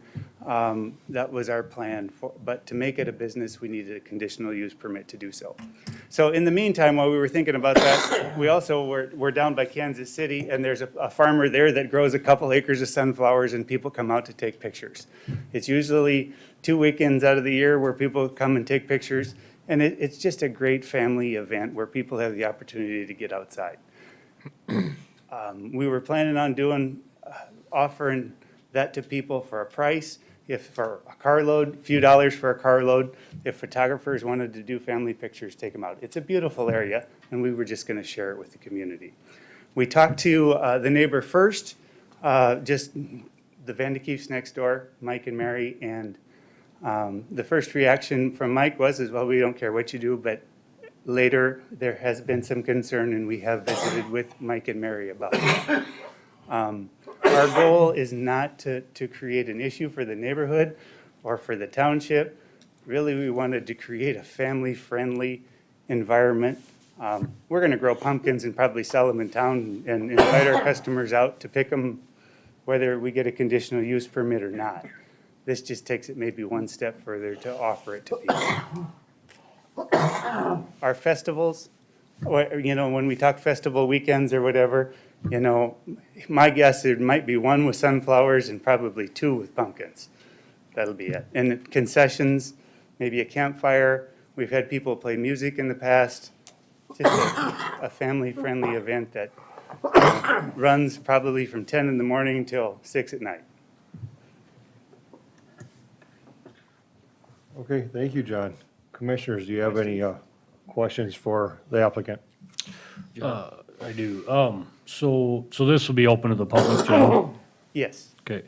Outside of the pumpkins and sunflowers, are you gonna be selling any other items Yeah. under this? I'm sorry, I didn't CUP? mention that. So we are selling trees as well. And that's something that, potted trees that actually are shipped in. We do have some trees we're gonna sell that we're gonna spade from our farm. How many trees are you selling? 1,000 of them would be a goal. I mean, you've bought trees Yes. already, and Yeah. how many trees have you bought that you're trying to try to sell? I have just over 1,000 of them. Okay. How many trees fit on a truckload? About 1,000. Oh, that's why you get 1,000 then. Okay. Commissioners, other questions? Do you want to address the easement that's being referenced from the lawyer? So. I know Toby said it's a civil matter, but. I mean, Yeah, it's well, not- so our property, that's the only access to our property. If there was another alternative, we would use it. Because really, our goal is not to create an issue for them, it started 25 years ago when we bought the place, because we couldn't get title insurance because there was no legal access. And what had happened in the 30s or 20s or something, the township actually put the driveway in, but they forgot to record it.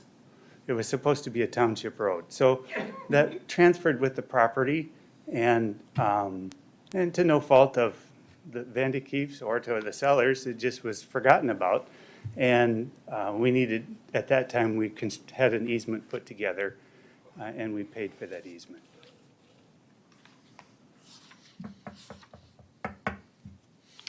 So if I may, Mr. Chairman, so when you hold a festival, I'm assuming they're not going into your house for services, porta potties, what will be the plan for those? Actually, I have bathroom facilities in the building. And so, Currently, yes. in the white building on the Yeah, the upper one that's right? not on the map. Not on the map. Correct. Where's that building at then? On the top right-hand corner. Is it with the yellow arrow pointing to Yep, it? with your yellow arrow. So it is on this map? Yes. Oh, I thought there was But, another well, building. it's not, you don't see the roof because it wasn't on that picture. Okay. It's 3 years old. And that can accommodate how many people? What is that facility like? It's 50 by 60, and there's a bathroom in it, just one. Handicapped accessible, all of that kind of fun stuff or not, or? 36-inch doors. I don't have a grab bar in it, but And that's been there for how long then, sir? we built it 3 years ago. Bathroom was just the last few months, just got it done.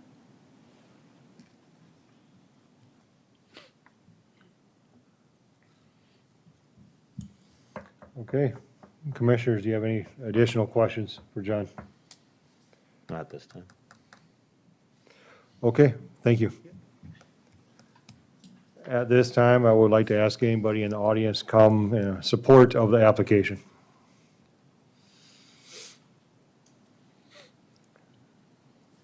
Okay. At this time, I'd like to invite anybody up and speak in opposition of the application. Gentlemen, my name is Mike Nadolski, and I represent Frank and Mary Vandekeef. You know Frank is Mike. I call him Frank because I'm Mike Francis, so forgive me for that. I want to put my, I guess, little speech into two buckets on behalf of Frank and Mary. In the first Excuse me, Mike. bucket, Sorry. He's all breaking a right. little bit. Thank you. Yep. The first bucket is the this isn't a that part of the bucket.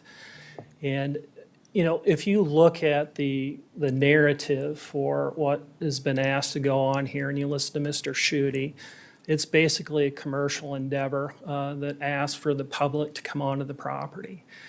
But yet we're calling this a private recreational facility, and Mr. Brown is right. You don't have a definition of that, but you do have a definition of a public recreational facility. And there's not a public recreational facility in the ag district or the recreational or the rec preservation district. So I think at the end of the day, regardless of how you've treated it in the past, I don't think it damns you to repeat that mistake. I think it just twists the meaning of those words to where they don't mean anything. In my letter, I referenced the Dakota Alliance soccer thing. To me, that's a private recreational facility. And I don't know how you've treated the apple orchard, but to me, that is a what I would call agricultural tourism.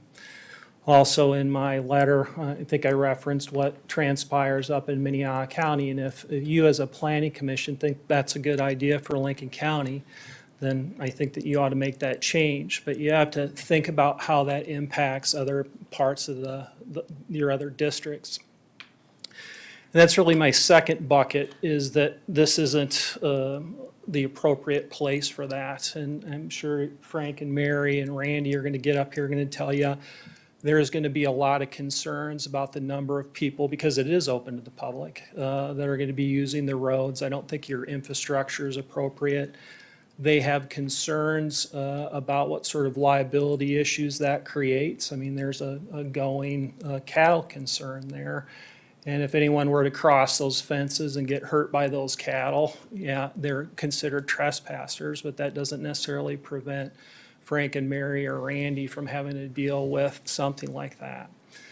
So those are all things that the Planning Commission consider when you think about what sort of uses go into your districts. Number one, I just don't think that your particular zoning ordinance allows for this type of use under that heading. And, it's your prerogative to define the words as you use them, but I just think that that bends those out of completely. I mean, you can call anything then, whatever business that you're doing, you can call it a private recreational facility.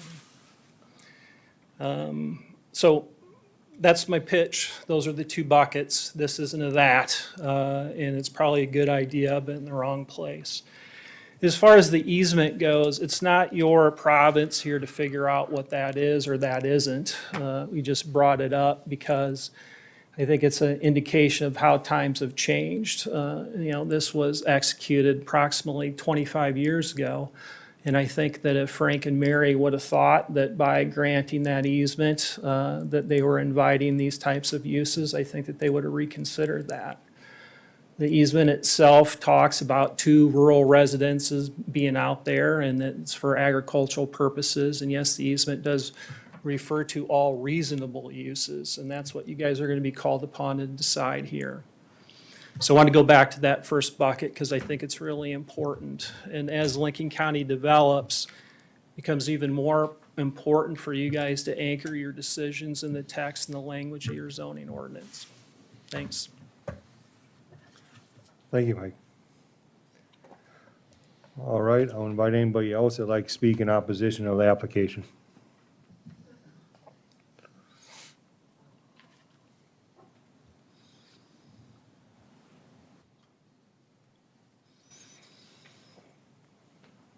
I'm Frank Vandekeef, or better known as Mike. I have several issues with this. For one thing, I don't think that driveway is appropriate for a lot of traffic. It is very narrow. It is not a 2-car driveway. And the lease states that they have rights to 2 one-family-size homes. And their heirs and assigns, and some business people, but other than that, nobody else. And I think if this is okayed, we're gonna have a lot of problems. Because the Shooties have talked to me about putting in poles at the end of the driveway with a big sign on it, calling this Rocky Ridge Farms. And he even talked about putting gates in it. So if the traffic got too heavy, he could shut it off. Well, then people have no place to turn around. They're at a dead end with a gate in front of them. And there are springs on both sides of the driveway. So people are going to be turning around in there, getting stuck in it, and coming up to my house at 10, 11 o'clock at night, need to be pulled out. And I guess I have the right to say, no, we can't do this. But I don't want to pressure the township or the county in any way, because the county road is going to come right up against the end of the driveway. And what the county can do about it, I don't know, because there is no place to go. So much for that part. And one of my other serious concerns is the way they've got this pictured out. The pumpkin patch is going to be right along across the fence from my lane to the pasture. So if my cows are coming home or going back to the pasture for water, and these kids are playing here in this pumpkin patch or whatever is there, and they climb over my fence, which is a hog-tight fence, and they destroy the fence and get on the wrong side of it, and a cow happens to come along trying to protect her calf, somebody could get hurt.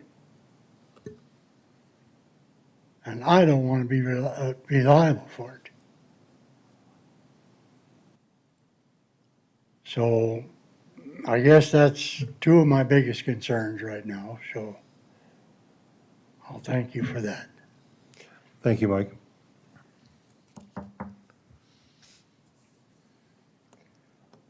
All right, is there anybody else that's like to speak in opposition?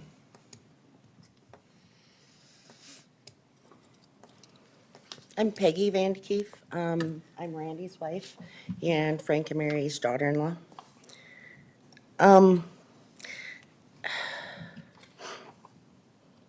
So the first concern I have is the fact that nobody talked to nobody prior to any decisions making.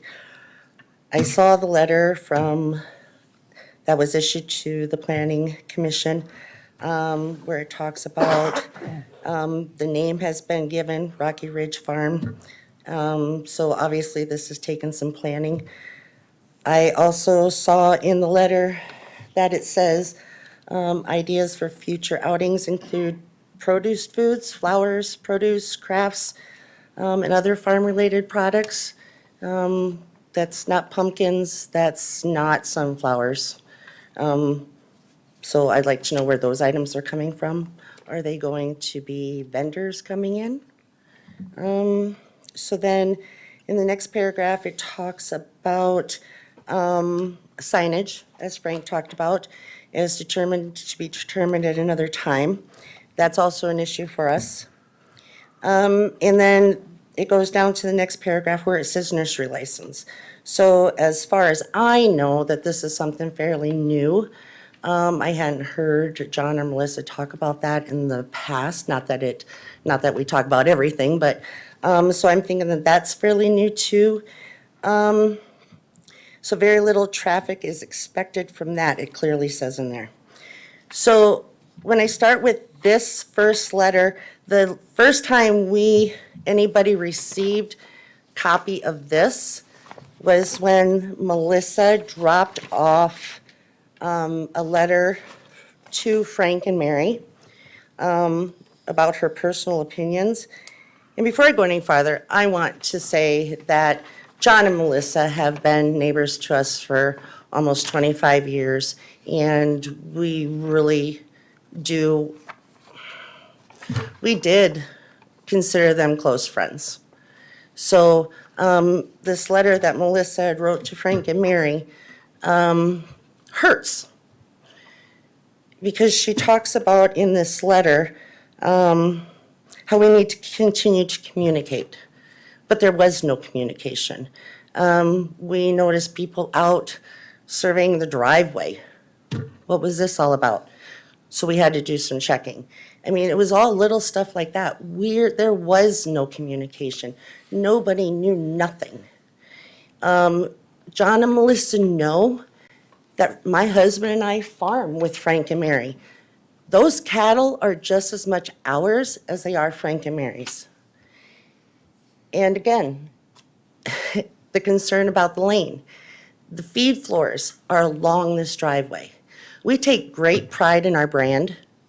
Our cattle, yes, everybody always gets one bad apple or a bad apple here and there, but our cattle are broke to be fed by hand with cakes. They're babies. You call them from the pasture and they come running. And if you don't believe me, I got video to prove it. So where was the communication? They know that these are our cattle as much as they are Frank and Mary's. We rent the ground, we rent the pastures. Frank talked about a cow taking care of her calf. What about a bull? How much damage is a bull gonna do? What about people on the other side? I'm sorry, but city folks don't understand livestock like this. What's gonna happen if people are tormenting, throwing stuff, screaming, hollering across that fence? They're gonna spook our cattle. Then what happens? So, I actually have a very long list here that we've all talked about and gone over and over and over. But my biggest concern, I mean, like I said, there's lots. Oh, I'm sorry, I'm getting sidetracked here. So we go back to the initial letter that Melissa dropped off with her letter that came to the commission. That particular weekend, John did get a load of trees. However, the truck had no clue where he was going, so he ended up on Frank and Mary's yard, decided to drive through the yard to go through the pasture and got stuck. Already having issues. The next Sunday, 4 cars, Sunday morning, pulled in Frank and Mary's yard looking to pick up trees. And another one again Monday morning. We don't even have a conditional use permit and it's already started. So there's no signage, there's nothing. These people don't know where they're going. I also question how many trees John got. He says 1,000. I talked to a gentleman and I was told it was 2,500. So 1,500 is a big difference between trees. So I don't know who's telling the truth or who isn't. I don't want to assume, I don't want to suggest, but it is something to bring up. It's a big difference. The other thing, like I said, maybe I'll have my brother-in-law come because he had lots of issues too. The other thing is, I'm also an independent insurance agent, and obviously, I carry my own insurance. I carry a fairly large farm policy, and because of things that we do, and because of the farm and the cattle, we're forced to carry in a personal umbrella. So, out of curiosity, knowing as an agent, my first reaction would be to a client, if they were in my position, was to be, this isn't good. So rather than take my word for it, I did contact my company that we are insured with, Missouri Valley Mutual out of Burke, great small South Dakota mutual company. And we were told flat out that this isn't, it's a risk they're not willing to take. All the things we've addressed. And what's that gonna do to us? And Frank and Mary haven't even contacted their insurance company, so I can only imagine what State Farm's gonna have to say about this. We're farm, we're ag, 100%, and we're basically going to be next to a commercial business. Nobody likes to see that. It's just not a place for it. I love John and Melissa. I want to see them go far. I want to see them do things, but I know what their property looks like. Does it have to be next to us? I know they have an easement for that driveway, but find another access. Put it on a different piece of your property. Maybe up on the county road 2 miles north. I don't know. But there's so much risk with our cattle, a lot. And I'm not willing to lose our farm that we've worked so hard for, let alone Chris and Corey and Scott willing to lose everything they worked for, like my husband, while they were growing up. Because it only takes one. It only takes one person to sue you and to lose everything. And it's not worth the risk. Thank you. Thank you, Peggy.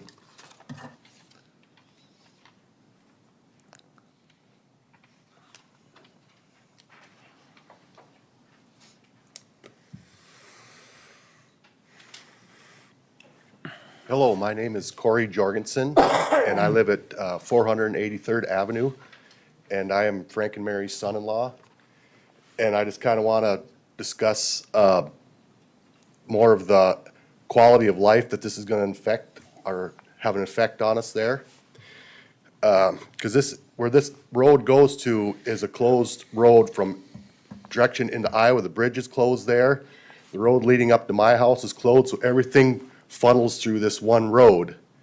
And Frank and Mary being my grandparents, being my children's grandparents, my children ride their bicycles down there.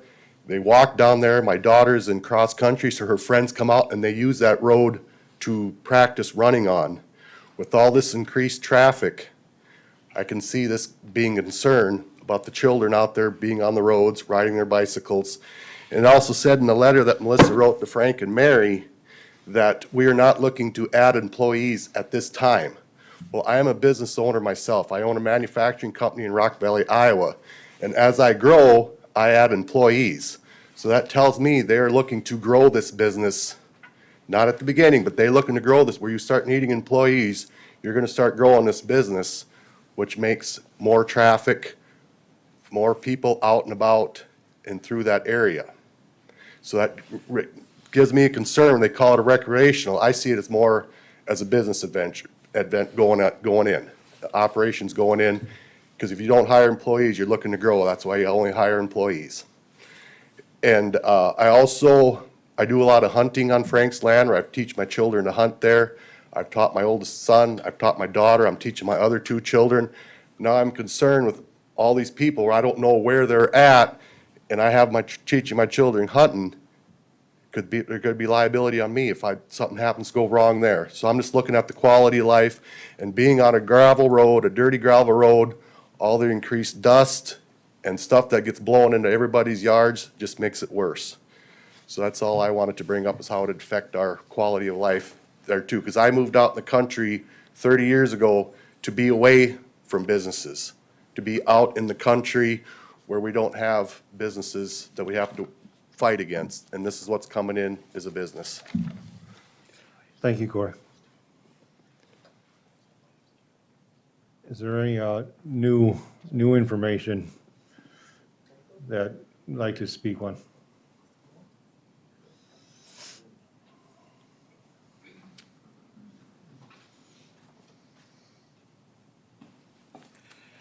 Hi, I'm Scott Vandekeef, Frank and Mary's middle kid. I live about a mile and a half mile north of Mom and Dad's.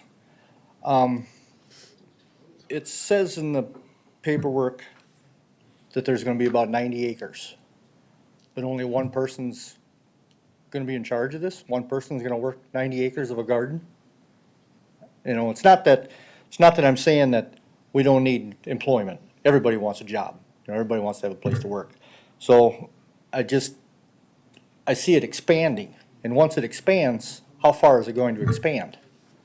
You know, where's it gonna stop? There's, what, 200 and some acres back there? Are we gonna turn that whole thing into a garden? At one time, it was all a sod farm. It just, there's different things that have changed, and and I know people are always looking, trying to get ahead, get forward, you know, make something more of something. But it's just, I think it's the wrong place for it. Another issue, we're gonna have traffic. I drive truck, I drive 4 or 5 state area. City people do not understand country driving. I'm sorry. And you get people from Sioux Falls flying up and down these gravel roads, like Corey said about the kids, that kind of thing. We farm up and down them roads. We've lived there for 50 years. We're gonna have people flying by. We're gonna have an accident. It's gonna happen. And so now we're back into liability. Whose problem is it? Is it gonna be ours? It's not our business. We have a deal with the tree sales. Tree sales start in the spring. So we're gonna start tree sales in March? And are they gonna go through to November? How long is this gonna last? So now we're 9 months, 8 months out of the year. We have traffic flying up and down the road for a 4-week festival. There's gonna be the easement for that driveway. It says in there, it's for the 2 houses for the family up there. It doesn't say nothing about commercial. This is gonna be so commercial, you can't bring who knows how many people into there. There's a deal about, we have on Dad's, the sunflower field and the pumpkin patch. There's a cattle lane that runs along there. I remember as a little kid, I'm 52 years old. I remember as a little kid, Mom and Dad had the Tree boys and everything over, and we put in our half of that fence, brand new. Well, that's 35, 40 years ago. It's never been replaced. The other half that was at once the Helder ground has never been replaced. In 50 years that we've lived there, it's never been replaced. So what's gonna happen when we have cattle getting, and it's gonna happen. We have cattle getting through fences or something. We have kids jumping fences. We have kids playing with livestock they shouldn't be playing with. Who's gonna be liable if something gets into that sunflower field or pumpkin patch? You know, it's just, there's the liability of it, I think, is so far, and I'm sorry to say, but once it gets in there, it ain't getting out. We'll never, you know, like John and Melissa's letter said, we live in a nice neighborhood, you know, we're out the country life. That's why we live there. That's the nice place about living out there. You come down the county road, the bridge is gone. That's been out for 20 years. They don't want to replace that, so we live on a dead-end road. Now we're gonna bring all that traffic down there. That's not why I live there. It's not why we wanted to stay there. It's just, I don't know. Then we have, it's just home, and it's my home. I'd like to keep it that way. That's it. Thank you, Scott.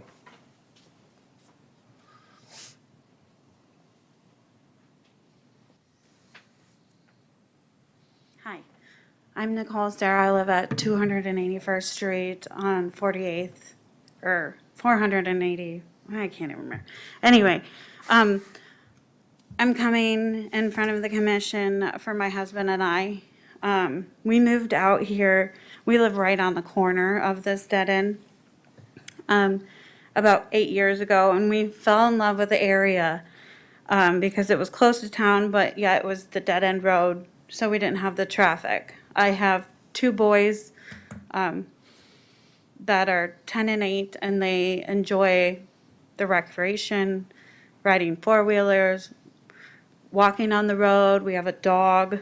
Those are just things of my concern. Sorry, I have this written down on my phone, that we wouldn't have anymore. We wouldn't have that safety of just being able to go out and have to worry about the traffic. We wanted to move out in the country for the quiet acreage life, where our boys could have the freedom to have the energy to run off and do whatever. And we enjoy seeing the wildlife. I think our wildlife would be cut down. Just probably a month ago when the deer are coming over, we probably saw 50 deer in our backyard. You don't get that in the city, and I grew up on a farm, so living out in the country is kind of what I've always wanted. And it's secluded, it's private. You don't have people coming knocking on your door wanting to play with your kids all the time. It's just a private place.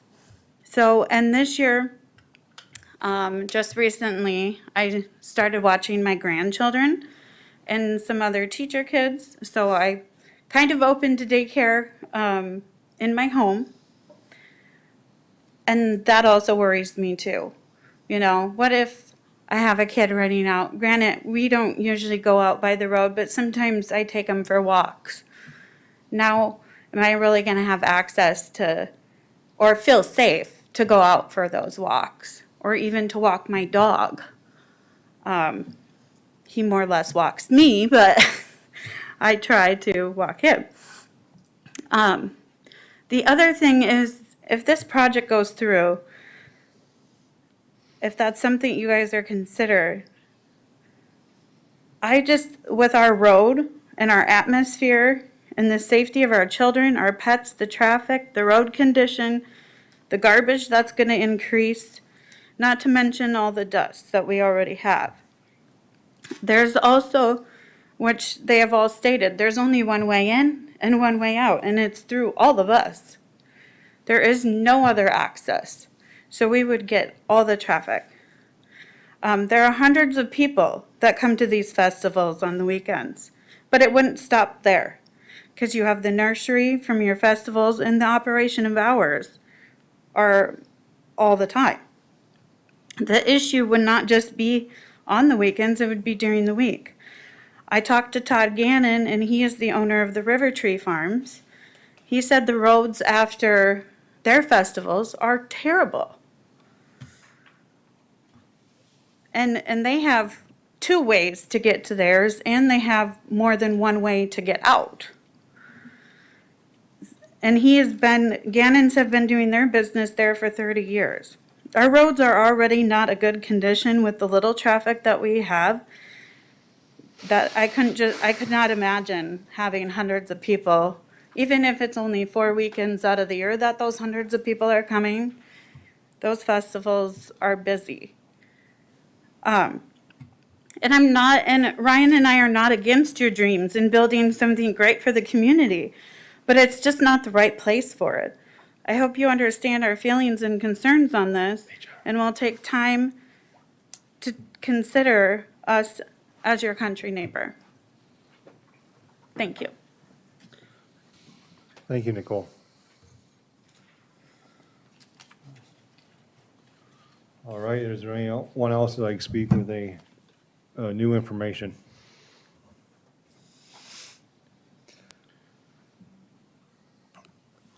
Seeing none, I'll close the floor to public comment. And I'll seek a motion from the commission.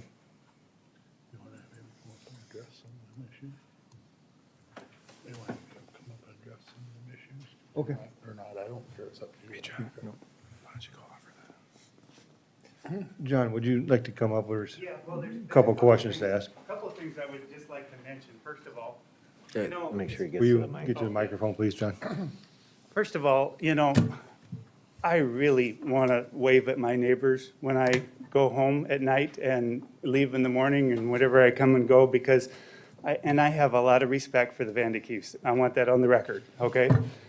Liability-wise, I understand that if, you know, if that's an issue, if I could plant it in a different part of the farm. The whole reason the 90 acres was zoned is because that's the legal description that it's on. I didn't pick that. I didn't pick the labeling either for what it is, the recreational, you know, that's planning and zoning's, you know, I didn't pick that either. The other thing, if the festival itself is the concern, I don't need to do a festival. But then let's just make it a you pick. Come, you know, if you want to come out and pick a pumpkin, go home. You know, I'm okay with that too. And we'll put it in an area that isn't next to their lane, because I understand that. You know what? I don't have a problem with that. And I just thought I'd throw that out there as an option, so. Thank you, John. Appreciate that. I'm sorry. I'll make it very quick. This shouldn't be happening here, John. This shouldn't happen. Peggy, thank you. Okay, I'm sorry. No, well, Peggy, you've had your say. I know. Please, thank you. Okay.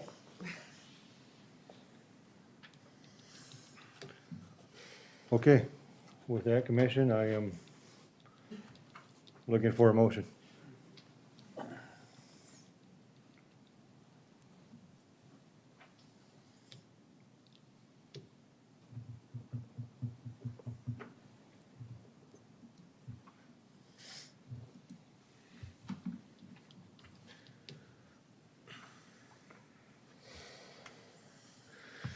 To get the ground rolling here, I will move to approve it as printed, because that's what's been applied. But I'm not going to say that I'm in favor of it. I'll just get a motion on the floor. All right, we can make a motion in a second, then we can have our discussion. Second, Johnson. Thank you. Okay, Commissioners, let's have a discussion. Who has a concern they'd like to, or statement they'd like to talk about? I would just say that I did come look at or I drove down the lane to see the, where it would be located at based on the information in the packet for the discussion tonight. And I did put it in my GPS. It was hard for it to find. I think the Van de Kief's concerns about traffic through their yard could be a concern, because that's where the GPS did take me this morning. And that's not pro or con. I wasn't on any side. I was just going to look at what the road was like.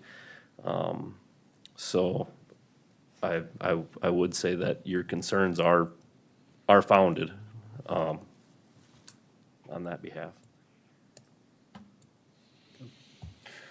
Thank you. Mr. Chairman, so I'll make a few comments.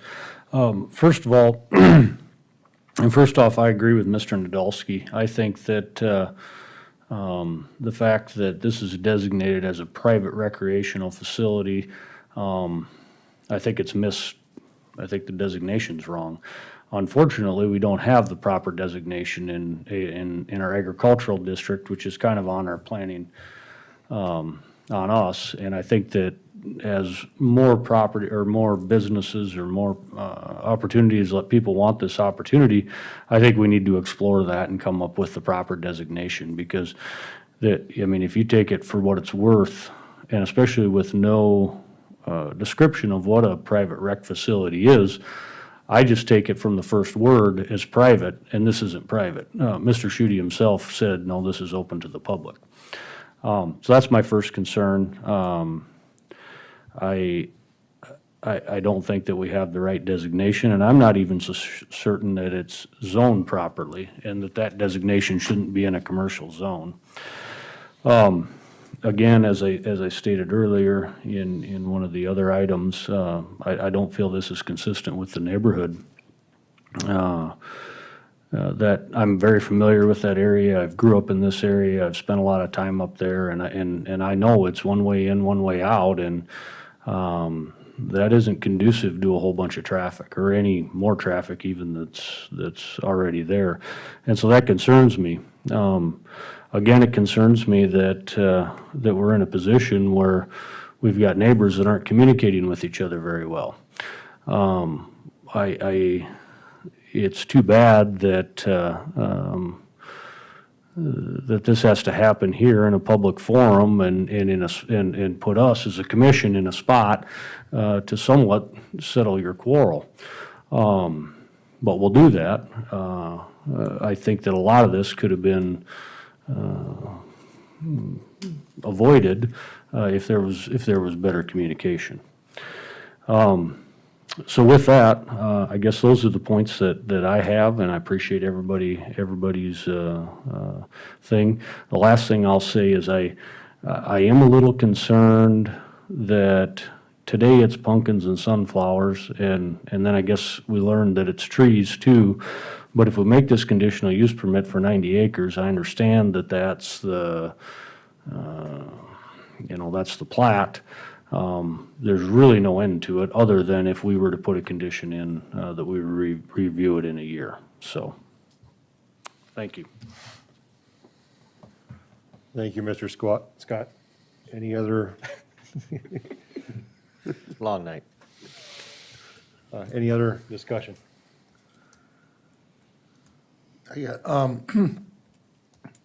John, you stated that you've been selling these you've been doing some of the stuff for a few years already? Yes. And we sell them in town here, and then we sell them wholesale. That's where most of them go. Oh, most of them are going in town here, okay. Yes, I didn't catch that. How many people have been coming out to your place the last few years? When we did our private parties, the most we ever had was about 200. John, will you step up, please? When we did our private parties, the most we ever had was about 200. That actually come down to your place? Yeah, yep, in a day. We usually do it from like 1 to 4. And, and the getting there is an issue. And that's one of the reasons why I even talked about putting the posts at the end of the driveway with a sign, because I don't want it to be an issue, And if I had something I could give them directions to, the reason they end up on the Vandekeef's place is because that's what you see when you drive there, and you can't see our place. So it's just hard to know that that's where it's at. And so that was really trying to offer a solution for making it recognizable. So. Thank you, John. Yep. Yeah, thank you. All right, any other discussion, commissioners? No, my thoughts are, I think you guys have, I will say, good, you want to do good things there. I just, myself personally, I just think it's the wrong location. Like 100% families, that's awesome, but, all right, any other discussion, or commissioners? Okay, with none, we'll do roll call, please. Commissioner Albers? No. Commissioner Johnson? No. Commissioner Scott? No. Commissioner Poppins? No. Commissioner Jongling? No. Motion fails. Thank you. Mr. Brown?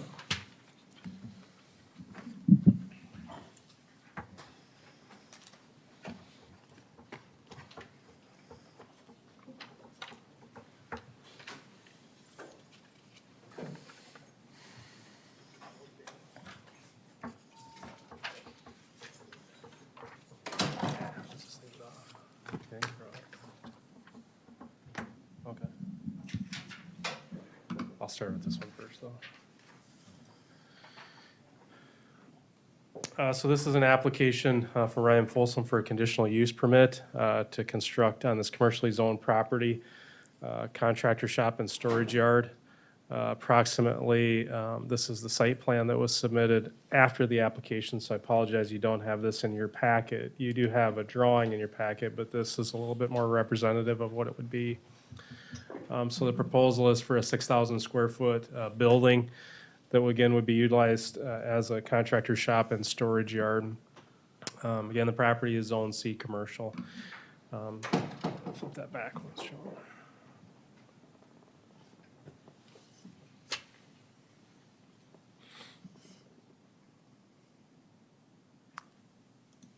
So staff has reviewed the application and has determined, whoops, where did that at there?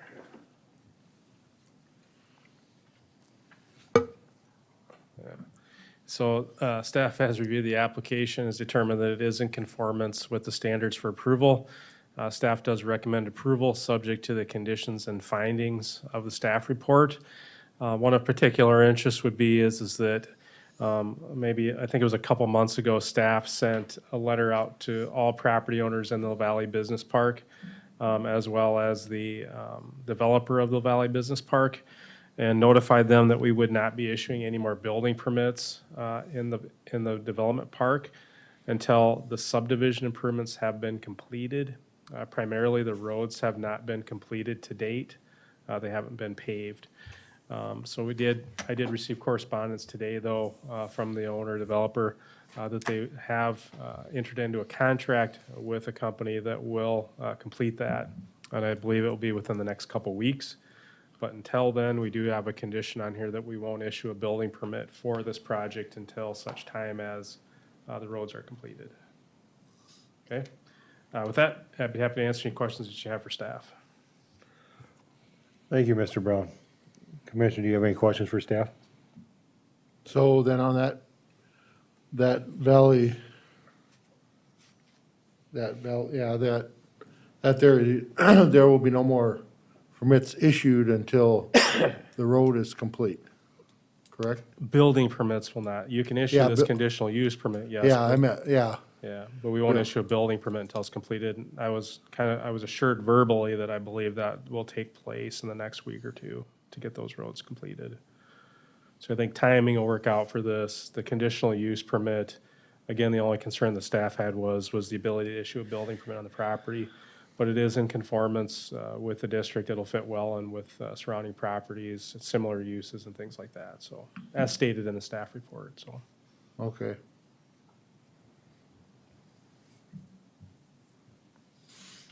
All right, Commissioners, any other questions for Mr. Brown? Seeing none, I'll ask the applicant come forward and give your name and give us a briefing of your application. My name is Ryan Folsom, 1305 Halgo Drive, Sioux Falls, South Dakota. The application is just for an owner-occupied shop, heated shop. We've been in business for 20 years with my brother. We're an asphalt maintenance business. We extend out into techcrete and some other types of maintenance projects as well, for the area and have for the region, actually. So we are just at a point where we need a nice spot. That spot and location obviously works very well if you have to get around all this sprawl that is Sioux Falls and Harrisburg and everything. And that's about it. I think we fit in nicely there. Rutten Structures is going to do the building for us, and hopefully we can get going. Thank you, Ryan. Commissioners, do you have any questions? The road, I actually think the road, they've already began some of the gravel. We work closely with ASCO, who is doing the road, asphalt surfacing, so they're in the process of actually beginning that work, and I have the signed contract too from ASCO. So. Okay, thank you. You're good? All right, at this time, I'd ask anybody to come up and speak in favor of the application. Okay, I'll ask anybody to come and speak in opposition of the application. Seeing none, all right, I'll close the floor to public comment, and I'll ask a motion of the commissioners. Is that a motion to approve? I'll move to approve as with contingents and findings. Okay, we have a motion. I'll second Scott. All right, commissioners, we have a motion and a second. Any discussion? Hearing none, I'll ask for roll call, please. Commissioner Albers? Yes. Commissioner Johnson? Yes. Commissioner Scott, Yes. Commissioner Poppins. Yes. Commissioner Jongling. Yes. Motion passes.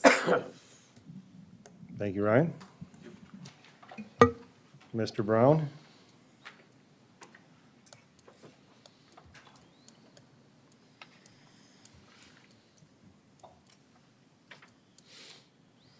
This is the last item on the agenda for this evening. This is an application to transfer building eligibility. The building eligibility be transferred from the southwest quarter to the west half of the northwest quarter. This is in section 17, Perry Township. So you can see where the arrow is drafted will be coming from here. There will be 2 remaining building eligibilities in the parent parcel. Anticipation though that this would move an eligibility up so it could be accessed off of the county highway. This was the site plan again that was submitted with the application, so identified that this approximately would be where the building eligibility be transferred to. Again, this is a conditional use permit in the A1 agricultural district. The main criteria is that it be contiguous and under the same ownership, so it does meet that criteria for approval. With that, staff does recommend approval of this application, subject to the findings and conditions in the staff report. With that, we'd happy to answer any questions that you have for staff. Thank you, Mr. Brown. Commissioners, do you have any questions for staff? Seeing none, I'd like to invite the applicant forward to talk about their proposal.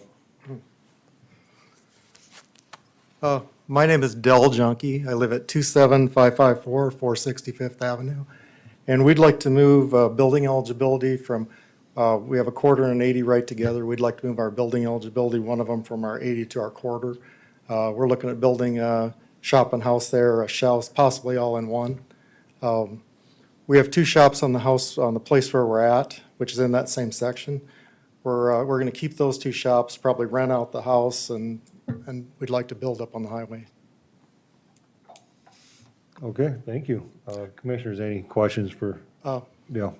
One of the major concerns was the driveway, and we have been working with Terry Flute, I believe his name, on the driveway. It sounds like we've worked that out too, so. Okay, thank you. All right, I'm seeing no questions. Thank you. At this time, I'd like to invite anybody forward to speak in favor. Seeing none, I would like to invite anybody forward to speak against. And seeing none, I'll close the floor to public comment, and I'll ask for a motion. I'll make a motion to approve with the findings and conditions. I'll Scott? second that, Poppins. All right, we have a motion and a second. Commissioners, any discussion? Seeing none, I'll ask for roll call, please. Commissioner Albers? Yes. Commissioner Johnson? Yes. Commissioner Scott? Yes. Commissioner Poppins? Yes. Commissioner Jongling? Yes, Motion passes. thank you. Good luck, Dale. Another man shop or shelves. All right, with that, let me check my list. I get excited sometimes. New business. No new business. Okay, thank you. I'll ask for a motion for roll call, please. To adjourn? To adjourn. So Roll moved. call, adjourn. I'll make a motion to I'll adjourn. second. Okay, motion is second, discussion. All right, roll call, please. Commissioner Albers? Yes. Commissioner Johnson? Yes. Commissioner Scott? Yes. Commissioner Poppins? Yes. Commissioner Jongling? Yes. Meeting adjourned.